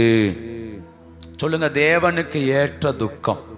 சொல்லுங்க வார்த்தைய, தேவனுக்கு ஏற்ற துக்கம். லௌகிக துக்கம் இருக்கிறது, தேவனுக்கு ஏற்ற துக்கம் இருக்கு. லௌகிக துக்கம்னா என்ன? எனக்கு இன்னும் ஒரு வீடு கட்ட முடியலை, இன்னொரு லேண்டு வாங்க முடியலை, இன்னும் அதை படிக்க வைக்க முடியலை, இன்னும் இருக்கிற நன்மை நடக்கலை, இன்னும் எனக்கு ஒரு ஆசீர்வாதம் கிடைக்கல, என் வீட்டில் ஒரு அற்புதம் நடக்கலை, கல்யாணம் நடக்கலை, இப்படியே யோசித்து போகிறது பேர் என்னது? லௌகிக துக்கம். தேவனுக்கு கேட்ட துக்கம்னா என்ன? என் குடும்பம் இன்னும் ரட்சிக்கப்படலையே, என் பிள்ளைகள் அபிஷேகம் பெறலையே, என் வீட்டில் ஒரு ஊழியக்காரன் கூட எழும்பலையே, இன்னைக்கு என்னால் ஜெபிக்க முடியலையே, இந்த நாட்கள் உபவாசிக்க முடியலையே, ஆண்டவரோடு நடக்க முடியலையே, கர்த்தரோடு நெருங்க முடியலையே. இதுக்கு பேர் என்னது? தேவனுக்கு ஏற்ற.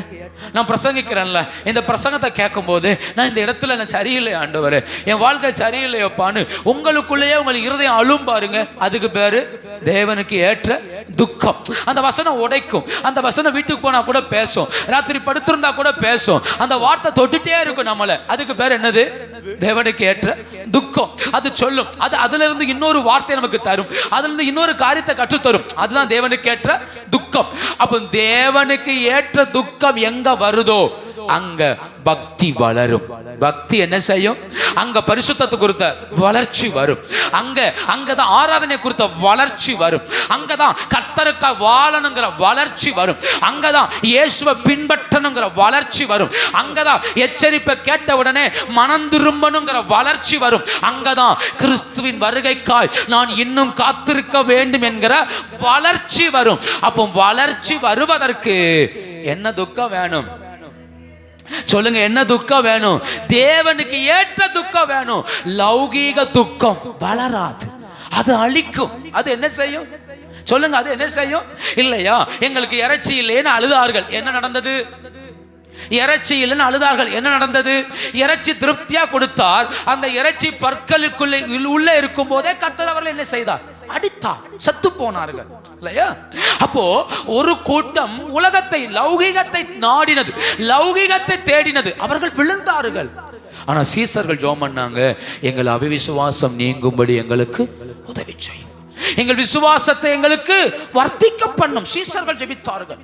அப்ப யோசித்து பாருங்க, லௌகிக துக்கம் வேற, ஆவிக்குரிய துக்கம் வேற. இயேசு கிறிஸ்து உள்ளே போகிறது தீட்டுப்படுத்தாது, உள்ள இருந்து புறப்படுகிறது தீட்டுப்படுத்தும் சொன்ன உடனே பேதுரு வந்து கேள்வி கேட்கிறார். அப்படின்னா என்ன ஆண்டவரே? தீட்டுப்படுத்தும் சொல்றீரே, அப்படின்னா என்ன? உள்ள இருந்து வெளியே வர்றதுனா என்ன? கேள்வி கேட்கிறார். அப்படின்னா லௌகிக துக்கம் இல்ல, ஆவிக்குரிய துக்கம். அப்படின்னா என்ன? இயேசு சொல்றாரு, வாயிலிருந்து புறப்பட தூஷணங்கள், எரிச்சல்கள், பொறாமையான வார்த்தைகள், கெட்ட வார்த்தைகள், இதெல்லாம் உங்களை என்ன செய்யும்? தீட்டுப்படுத்தும். பொல்லாத சிந்தனைகள் தீட்டுப்படுத்தும்.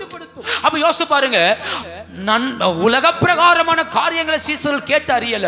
சீசர்கள் கேட்டு அறிந்தது ஆவிக்குரிய காரியங்களை. கொஞ்ச நாள் கழிச்சு பார்த்தா யோவானின் சீசர்லாம் ஜெபம் பண்றாங்க. வந்து கேட்டார்கள் சீசர்கள், இயேசுவே, யோவானின் சீசர்கள் ஜெபிக்கிறார்களே, நாங்களும் ஜெபிக்க எங்களுக்கு கற்றுத்தாரும். இயேசு உட்கார்ந்து, பரமண்டலங்களில் இருக்கிற எங்கள் பிதாவே, உம்முடைய நாமம் பரிசுத்தப்படுவதாக, உம்முடைய ராஜ்யம் வருவதாக, உம்முடைய சித்தம் பரமண்டலங்களில் செய்யப்படுவது போல. அப்ப யோசித்து பாருங்க, இயேசு கிறிஸ்து ஜெபிக்க என்ன செய்தார்? கற்றுக் கொடுத்தார். எங்க விசுவாசம் வளரணும்னு சொன்னாங்க. அதனால அவர்கள் விசுவாசத்தை வளரும்படி கர்த்தர் அவர்களுக்கு கற்றுக் கொடுத்தார். இயேசு பரமேறி போகும்போ இயேசு என்ன சொல்லி கொடுத்தார்? எருசலேமில் போய் 10 நாள் காத்திருங்கள். 10 நாள் சொல்லல, எருசலேமில் போய் காத்திருங்கள், பரிசுத்த ஆவி வரும். அந்த வார்த்தைக்கு அப்படியே கீழ்ப்படிந்து காத்திருந்தார்கள். பெந்தேகோஸ்தே நாள் வந்தபோது பரிசுத்த ஆவி அவர்கள் மேல் ஊற்றப்பட்டார். பாருங்க, தேவனுக்கு ஏற்ற துக்கம், தேவனுக்கு ஏற்ற துக்கம். லௌகிக துக்கம்னா உலகத்தை தேடி ஓடிட்டே இருக்கும். கேயாசி நாகமானுக்கு பின்ன ஓடினான். ஏன்? நாகமானின் வஸ்திரத்துக்காக, நாகமானின் வெள்ளிக்காக, நாகமானின் பொண்ணுக்காக. யூதாஸ் ஆசாரியர்களுக்கு பின்னாக ஓடினான். ஏன்?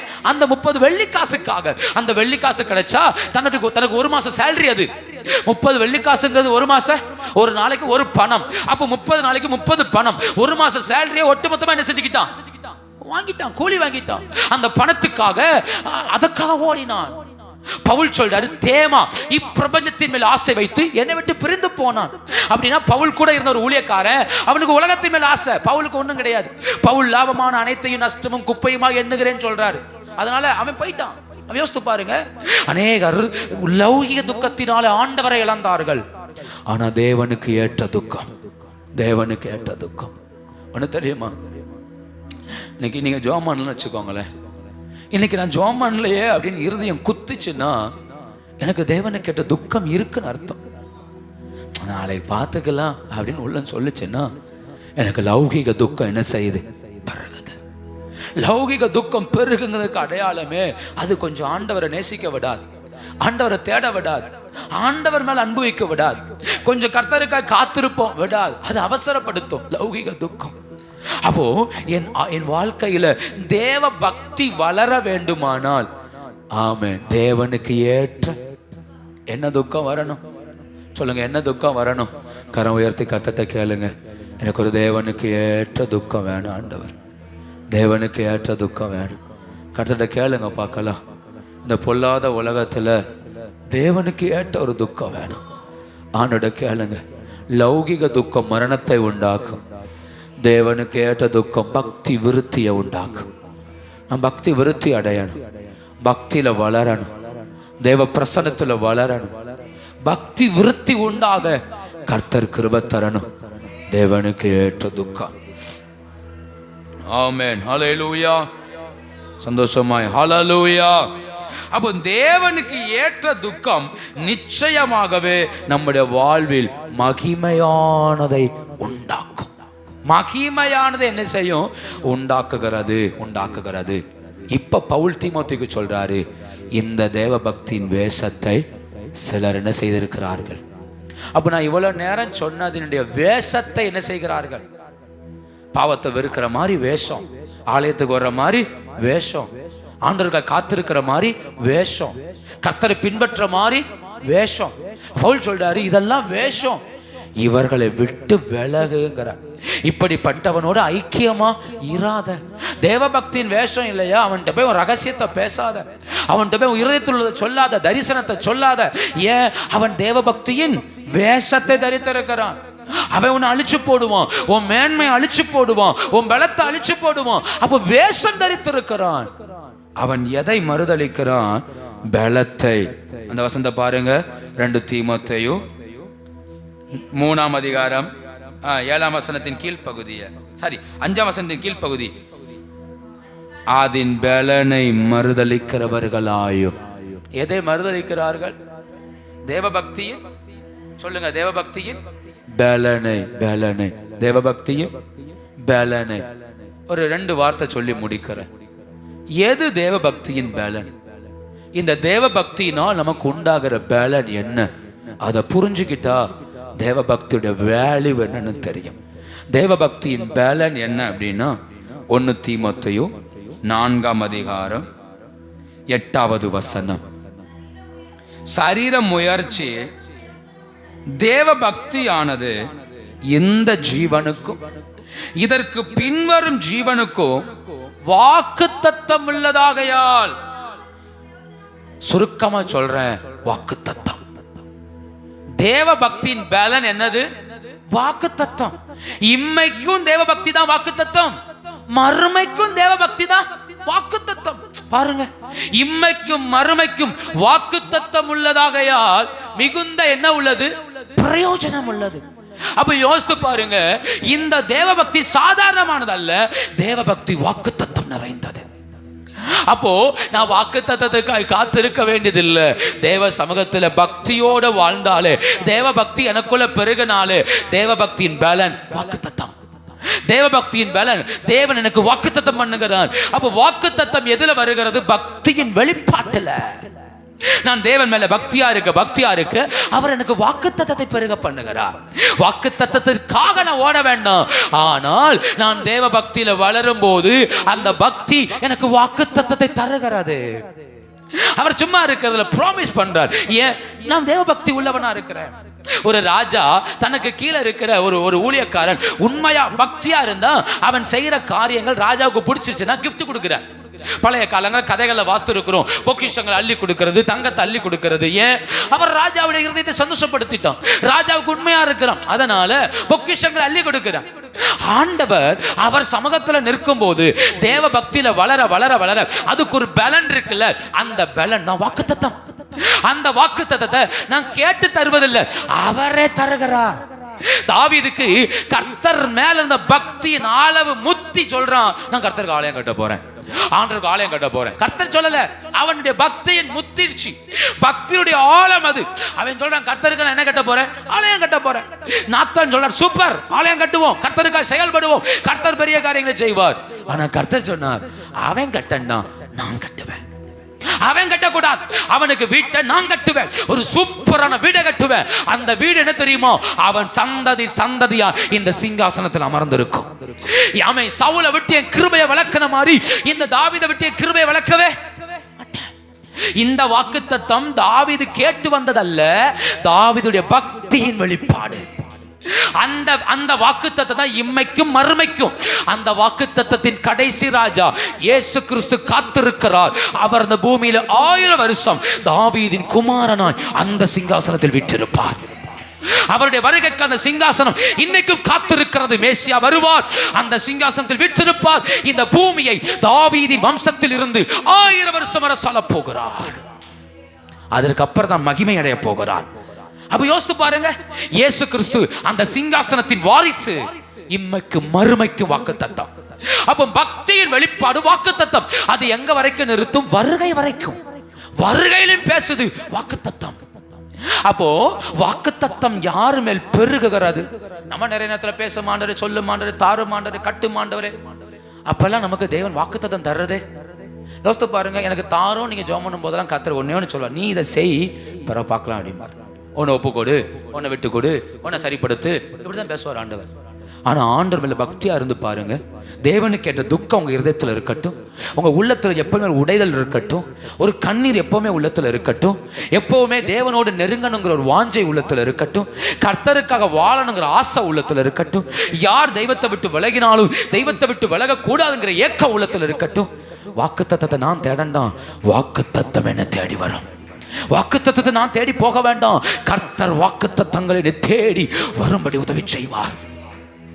ஆண்டவருக்கு உதவி செய்வார். ஏன்? அவர் சமூகத்தில் காத்திருக்கிறவன், அவர் சமூகத்தில் பக்தியோடு வளருகிறவனை அவர் சும்மா விடுவதில்லை, வாக்குத்தத்தத்தால் நிரப்புகிறார். ஆபிரகாம் அவன் தேவனுக்கு முன்ன பக்தியா இருந்தான். ஆண்டவரே இப்ப அவனுக்கு ஈசாக்க கொடுக்கட்டா கூட ஆபிரகாம் கர்த்தரை நிந்திக்க போறதே இல்ல. அவங்க செட்டில் ஆயிட்டாங்க, அவங்களுக்கு புரிஞ்சு கர்த்தர் நம்மள இந்த பாதையில் நடத்துறார், அவ்வளவுதான், நமக்கு ஒன்றும் நடக்க வேண்டாம். ஆனாலும் கர்த்தருக்கு ஸ்தோத்திரம், அந்த நிலைக்கு வந்துட்டாங்க ரெண்டு பேருமே. அதுதான் சாராலும் நகைத்தால் ஆபிரகாம் நகைத்தார். ஏன்னா ரெண்டு பேரும் ஒரு மைண்ட்ல வந்துட்டாங்க, முடிஞ்சின்னு. ஆனா பக்தி குறையலையே, பக்தி குறையலையே.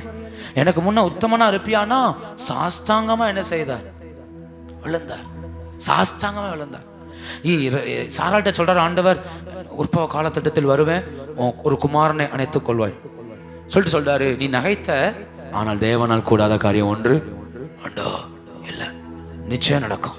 அப்ப யோசித்து பாருங்க, எல்லாம் முடிஞ்சு. ஆனா பக்தி மாறல. கர்த்தர் மேல இருக்கிற ஆண்டவர் ஒரு வீடு தேடி வந்து ஒருத்தந்த கட்டாயப்படுத்தி இந்தா வச்சுக்கோன்னு சொல்றாருன்னு வச்சுக்கோங்களேன், அதை எப்படி நீங்க எடுத்துக்குவிய? எப்படி எடுத்துக்குவிய? ஆண்டவர் ஒருத்தர் வாழ்க்கை, நான் சொல்றேன், நீங்களே வேண்டாம்னு சொன்னால் இந்த வேலையை நீ வச்சுக்கோ, நல்ல சேலரி வச்சுக்கோன்னு ஒருத்தர் கையில திணிக்கிறது, அது ஒரு வித்தியாசமான அனுபவம். அது நம்முடைய வேலையின் உண்மையின் தரத்தை பொறுத்து இருக்கு, நம்முடைய எக்ஸ்பீரியன்ஸை பொறுத்து இருக்கு, அல்லது நம்முடைய திறமையை பொறுத்து இருக்கு. இந்த வேலையை நீ தான் செய்யணும், என் கம்பெனி உன்னைத்தான் தேடுது அப்படின்னு சொல்ற அந்த பேரே வேற, அந்த நிலையே வேற. ஆபிரகாம் வந்து கர்த்தர் சொல்ற, நான் தருவேன். ஆபிரகாம் சொல்ற, வேண்டாம், யார் ஆசீர்வாதமா இருக்கட்டும், யார் ஆசீர்வாதமா இருக்கட்டும், இஸ்மவேல் உமக்கு முன்பாக பிழைப்பானாக. ஆண்டவர் சொல்லட்டே, நான் ஈசாக்க தாரேன். கர்த்தட்ட ஆபிரகாம் சொல்றாரு, வேண்டாம், யார் நல்லா இருக்கட்டும், இஸ்மவேல் நல்லா இருக்கட்டும், எனக்கு போதும்பா, இருக்கிறது எனக்கு போதும். சரி, இவன் சரியில்லை, சாராள்கிட்ட போய் பேசணும். சாராள்கிட்ட சொல்றா, சாராள் சிரிக்கிறா. எதுக்கு சிரிக்கிறா? இவருக்கு ஒரு வேலை கழுதே இல்லை, எப்போ பார்த்தாலும் வர்றதும், வானத்தின் நட்சத்திரத்தை போல மாற்றுவேன், உனக்கு ஒரு ஆசீர்வாதத்தை தருவேன், உனக்கு ஒரு நன்மை தருவேன், நீ தந்தா என்ன திரட்டா என்ன, கர்த்தர் எனக்கு போதும், கர்த்தர் எனக்கு போதும். சாராள் தான் இருதயத்தை செட்டில் ஆயிட்டாங்க, போதும் கர்த்தர் போதும். அதனாலதான் கர்த்தர் சொல்றாரு, தேவனால் கூடாத காரியம் நான் தருவேன், நீ அணைச்சிருப்ப. சாராள், நான் சாராள் இடத்துல இருந்து என்ன யோசிக்கிறேன்னா, தந்தா பார்த்துக்கலாம், அணைச்சா பார்த்துக்கலாம், நடக்கும்போது என்ன செஞ்சுக்கலாம். நீர் இப்படிதான் சொல்வீர், வருஷத்துக்கு ஒரு தடவை வருவீர், தருவேன் பீர், அப்புறம் போவீர், தந்தா என்ன செஞ்சுக்கலாம். ஆனா கர்த்தர் சொல்ல, தருவேன், தந்தை தீருவேன் நிற்கிறார். உற்பவ காலத்திட்டத்தில் இதே போல திரும்ப வருவேன். நாங்க 3 பேர் வந்தோம்ல, இதே மாதிரி திரும்ப என்ன செய்வோம், வருவோம். அன்னைக்கு ஒரு ஃபங்க்ஷன் நடக்கும், நான் வருவேங்கிறார் ஆண்டவர். பக்தியின் வெளிப்பாடு அள்ளி கொடுக்கிறார் ஆண்டவர். பிடி பக்தி, வாக்குத்தத்தம் உள்ளதால் பிரயோஜனம் உள்ளது. எதுக்குங்க சும்மா ஒண்ணும் கர்த்தரை தேடண்டாங்க. நான் கர்த்தரை தேடுவதனால் அவர் என்னை தேடி வந்து ஆசீர்வதிப்பார். என்னை ஆசீர்வதிச்சா நாம தேடுவேங்கிறது பக்தியின் வேஷம். நாம தேடுற ஆண்டவரே, உங்களுக்கு நேரம் கிடைக்கும் போது ஆசீர்வதியும், உங்க சமயத்தில் ஆசீர்வதியும், உங்களுடைய நேரத்தில் ஆசீர்வதியும் சொல்றேன் பாருங்க. பக்தியின் வளர்ச்சி இந்த கால வேளையில சபைட்ட கர்த்தர் என்ன எதிர்பார்க்கிறாருன்னா, நீ வேஷம் தரிக்கிறையா, பக்தியில வாழ்றியா? நான் இவ்வளவு நேரம் கிட்டத்தட்ட ஒரு 1.25 மணி நேரம் பேசி இருக்கிறேன். இனி கொஞ்சம் உங்களை யோசித்து பாருங்க. நான் வேஷம் போடுறேன்னா, நான் பக்தியில வாழ்றேனா? நான் வேஷம் போடுறேன்னா, கர்த்தரோடு நடக்கிறேனா? நான் கர்த்தரோடு நடந்தா, நான் இப்படி சொல்லி முடிக்கிறேன், அது வாக்குத்தத்தம் உள்ளது, வாக்குத்தத்தம் உள்ளது. பவுல் கர்த்தர் மேல் பக்தியா இருந்ததின் விளைவு, செத்து போயிட்டான், அடிச்சு நொறுக்கி போட்டு போயிட்டாங்க. தடதடன் எழும்பினார், ட்ரெஸ்ஸை உதறினார், அந்த பட்டணத்துக்குள் போய் ஊழியம் செய்தார். செத்துட்டான்னு நினைச்சாங்க, அவ்வளவுதான், பவுல் செத்துட்டான்னு நினைச்சிட்டு போட்டு போயிட்டாங்க. பவுல் எழும்பி நின்னார். பவுல் சொல்றார், என்னை பலப்படுத்துற கிறிஸ்துவினால எல்லாவற்றையும் செய்ய பலனுண்டு. அந்த 2 தீமோத்தேயு 4ஆம் அதிகாரத்தில் இப்படி முடிக்கிறார், நல்ல போராட்டத்தை போராடினேன், என் ஓட்டத்தை முடித்தேன், விசுவாசத்தை இது முதல் எனக்கு எது வைக்கப்பட்டிருக்கிறது? நீதியின் கிரீடம் வைக்கப்பட்டிருக்கிறது. அப்போ அப்போஸ்தலனாகிய பவுல் தன்னுடைய வாழ்வின் முடிவுல எதை பார்க்கிறார் தெரியுமா? என் பக்தியின் வெளிப்பாடு. என் பக்தியின் வெளிப்பாடு என்ன? எனக்காக ஒரு நீதியின் கிரீடம் கர்த்தர் சொல்றாரா, அவருடைய பிரசன்னமாகுதலை விரும்புகிற யாவருக்கும் அந்நாளில் தந்தருளுவார். ஸ்தேவானுக்கு எழும்பி நின்று வரவேற்றா, நான் எப்படி சொல்றேன், பவுலுக்கு வாசல்ல நின்று கூப்பிட்டுருப்பார். ஏன்னா பவுல் தெய்வத்துக்காக அவ்வளவு பக்தி வைராக்கியமாய் வாழ்ந்தார். ஸ்தேவான் கல்லிருந்து கொல்லப்படும் போது இயேசு எழும்பி நின்னார். பவுல் சொல்றாரு, எனக்காக எழும்பி நிற்கிறார் கையில கிரீடத்தோட. நீதியின் கிரீடம் எனக்காக வைக்கப்பட்டிருக்கு. அதனால சீக்கிரம் வந்து சேர்ந்தா என்னை பார்ப்பேன், இல்லை நான் அவர்களை போறேன்.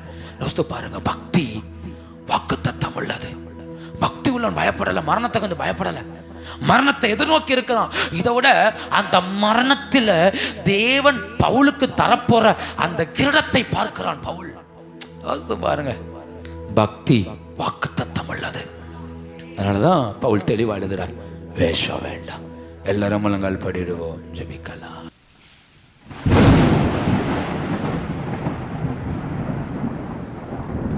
என்ன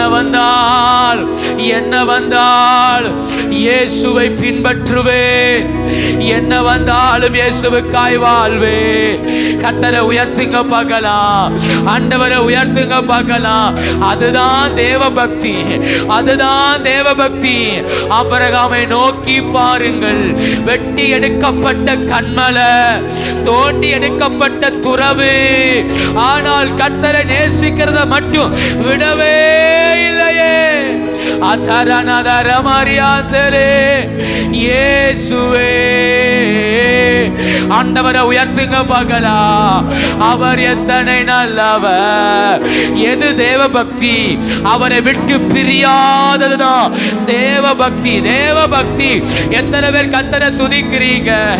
இயேசுவே, உம்மை விட்டு இருதயம் பிரியாதப்பா. இந்த வனாந்தர பாதையில உம்மை விட்டு நான் விலகுவதே இல்லை. பக்தி உயிர் பெறட்டும், தேவ பக்தி உயிர் பெறட்டும், வேஷம் மாறட்டுமே, பக்தியின் வேஷம் மாறட்டுமே. பக்தியின் வேஷம் வேண்டாம். ஆவிக்குரிய பக்தி உள்ளவனுக்கு அவர் வாக்குத்தத்தத்தை அருளுகிறார். பக்தி உள்ளவனுக்கு அவர் வாக்குத்தத்தத்தை தருகிறார். வேஷம் வேண்டாம். வேஷம் போடுகிறவன் வாக்குத்தத்தத்தை பலவீனப்படுத்துகிறார். வேஷம் போடுகிறவன் அதன் பலத்தை மறுதலிக்கிறார். வேண்டாம்ப்பா, வேண்டாம்ப்பா. பக்தியின் வேஷம் வேண்டாம். அறிக்கிறது போல வேஷம் வேண்டாம். தெய்வத்தை தேடுவது போல வேஷம் வேண்டாம். இயேசுவே, எத்தனை பேர் ஜெபம் பண்றீங்க? எத்தனை பேர் எத்தனை பேர் ஆண்டுடைய முகத்தை நோக்கி பார்க்கிறீங்க? எனக்கு வேஷம் வேண்டாம்பா. உங்க மகிமையினை மூடட்டுமே, உங்க மகிமையினை மூடட்டுமே. கர்த்தரை உயர்த்துங்க பார்க்கலாம். தேவ பிரசன்னமே மூடுவதாக கர்த்தரை உயர்த்துங்க பார்க்கலாம். தோண்டி எடுக்கப்பட்ட அந்த கன்மலையை நோக்கி பாருங்கள். அத்தனை இழப்புகள் நடுவிலையும் ஆபிரகாமும் சாராளும் கர்த்தர் மேல பக்தியாயிருந்தார்களே. அந்த பக்தி வைராக்கியம், அந்த பக்தி வைராக்கியத்தை கர்த்தர் எங்களுக்கு தருவாராக. இயேசுவே, இயேசுவே, இயேசுவே, இயேசுவே, இயேசுவே. எல்லாரும் ஆண்டவரை உயர்த்துங்க பார்க்கலாம். நல்ல மனதார கர்த்தரை உயர்த்தணும். இந்த கால வேளையில மனதார கர்த்தரை உயர்த்துங்க பார்க்கலாம். இயேசுவே, உயர்த்துகிறோம், உயர்த்துகிறோம். இயேசுவே, இயேசுவே. ஆதாரமானதரா உம்மையை ஆராதிப்பேன். என்ன வந்தாலும் உம்மை தேடுவேன். என்ன வந்தாலும் உமக்காய் வாழ்வேன். பாவத்தோடு அல்லப்பா, எச்சரிப்பை பெற்று மனம் திரும்பி கர்த்தரோடு நடப்பேன். ஆண்டவரை உயர்த்துங்க பார்க்கலாம். சொல்ல சொல்ல பக்தி பெருகட்டும். சொல்ல சொல்ல பக்தி பெருகட்டும். கர்த்தருக்காக வாழ்வேன். இயேசுவே இயேசுவே இயேசுவே ஆதாராதரே ரகமமமலாதரே உடவனவடியா சராதரா. கர்த்தரை உயர்த்துங்க பார்க்கலாம். இயேசுவே இயேசுவே அவரை உயர்த்துங்க, அவரை உயர்த்துங்க. பக்தி வளரட்டுமே, பக்தி வளரட்டுமே. எங்கெல்லாம் அவபக்தி இருந்ததோ அதெல்லாம் விலகட்டும், அதெல்லாம் விலகட்டும். ஆராதிக்க முடியாத நிலை விலகட்டும். கர்த்தரை தேட முடியாத நிலை விலகட்டும். நமக்கே தெரியும் அல்லவா நான் வேஷம் போடுறேன், நமக்கே தெரியும் அல்லவா நான் மாய்மாலம் பண்றேன்னு. அதெல்லாம் மாறட்டுமே, அந்த மாய்மாலம் மாறட்டுமே. வாலிப பிள்ளைங்க ஜோமனுமா ஏம எலியா மாறி வாழணும். ஒரு வாழ்க்கை கர்த்தருக்கா ஜீவிக்கணுமே. ஆதாராதாரா சொல்லுங்க. யார் விழுந்தாலும் நான் விழக்கூடாது, விழக்கூடாது. யார் விழுந்தாலும் விழமாட்டேன். ஆண்டவருக்காக வாழ்வேன். இயேசுவே உம் நாமமே உயரணும். அல்லேலூயா. கரம் உயர்த்தி இயேசுவே உம் நாமமே பெருகணும். அல்லேலூயா. இயேசுவே இயேசுவே உம் நாமமே உயரணும். அல்லேலூயா.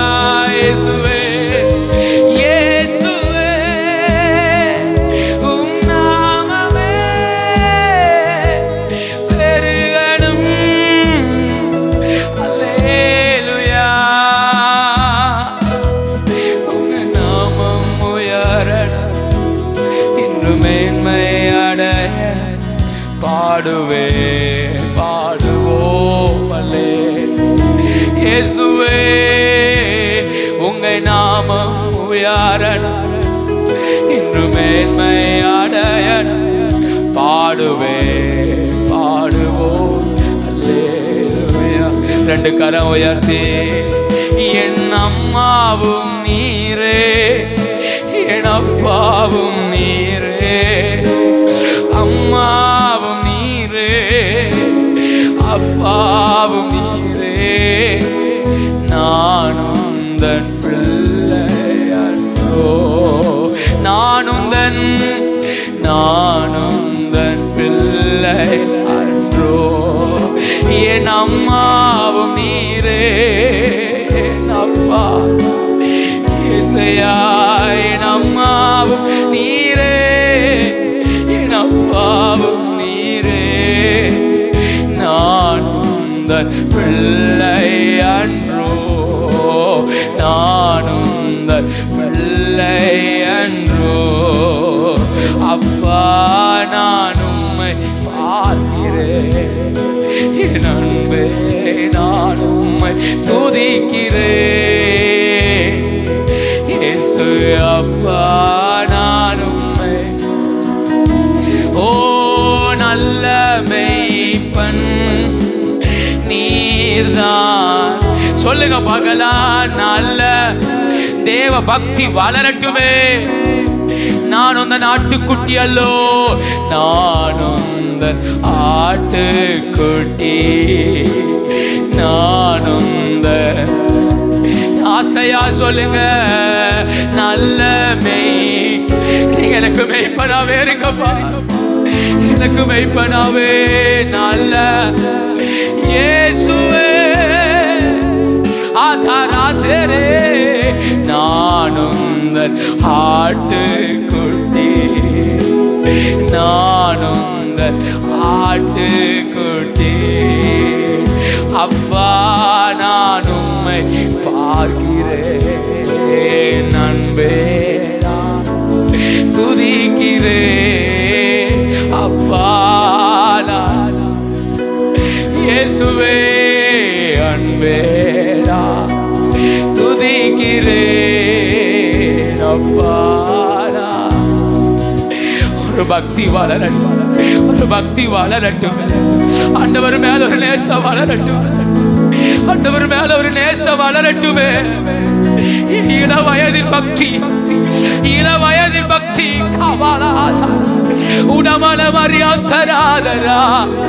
எந்த எதிர்பார்ப்பும் இல்லாத இள வயதின் பக்தி, கள்ளங்கபடு இல்லாத இள வயதின் பக்தி, எந்த எக்ஸ்பெக்டேஷனும் இல்லாத இள வயதின் பக்தி. எத்தனை பேர் கேட்கிறீங்க? எத்தனை பேர் கேட்கிறீங்க? அந்த பக்தி வளரட்டுமே, பக்தி வளரட்டுமே. வாலிப பிள்ளைங்க கேளுங்க, கர்த்தருக்கா வாழ ஒரு பக்தி வளரட்டுமே.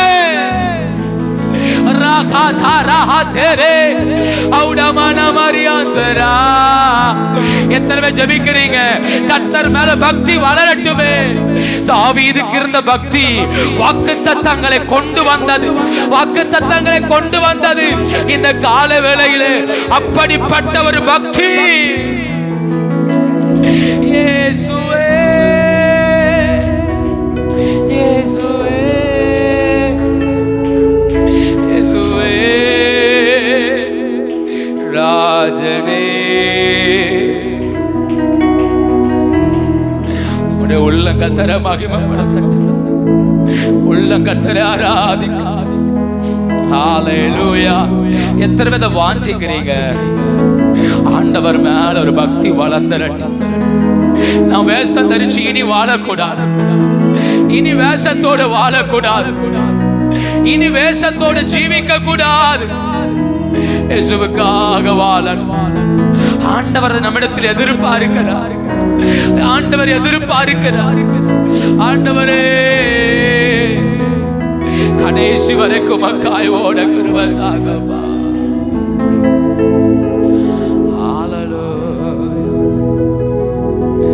அவர் பாதம் வீழ்ந்து பணிந்தே ஆனந்த கண்ணீர் வடித்தே. எந்த நோட்டம் ஜெயத்துடன் முடியும், அந்த நாடு அப்பா. எந்த நோட்டம் ஜெயத்துடன் அந்த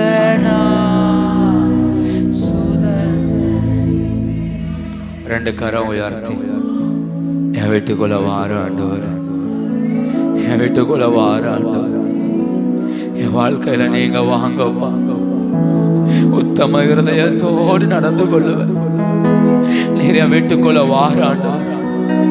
கரை உயர்த்தி சொல்லுங்க, என் வீட்டுக்குள்ள வார. சூழ்நிலைகளை சரி செய்ய நீர் வார ஆண்டவர். தோல்விகளை சரி செய்ய நீர் வாரும் ஆண்டவர். நான் விழுந்த இடத்துல தூக்கிவிட நீர் வாரும் ஆண்டவர்.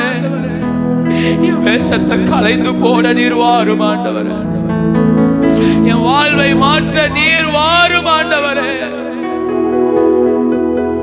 என் ஜீவியத்தை மாற்ற வாரும்பா.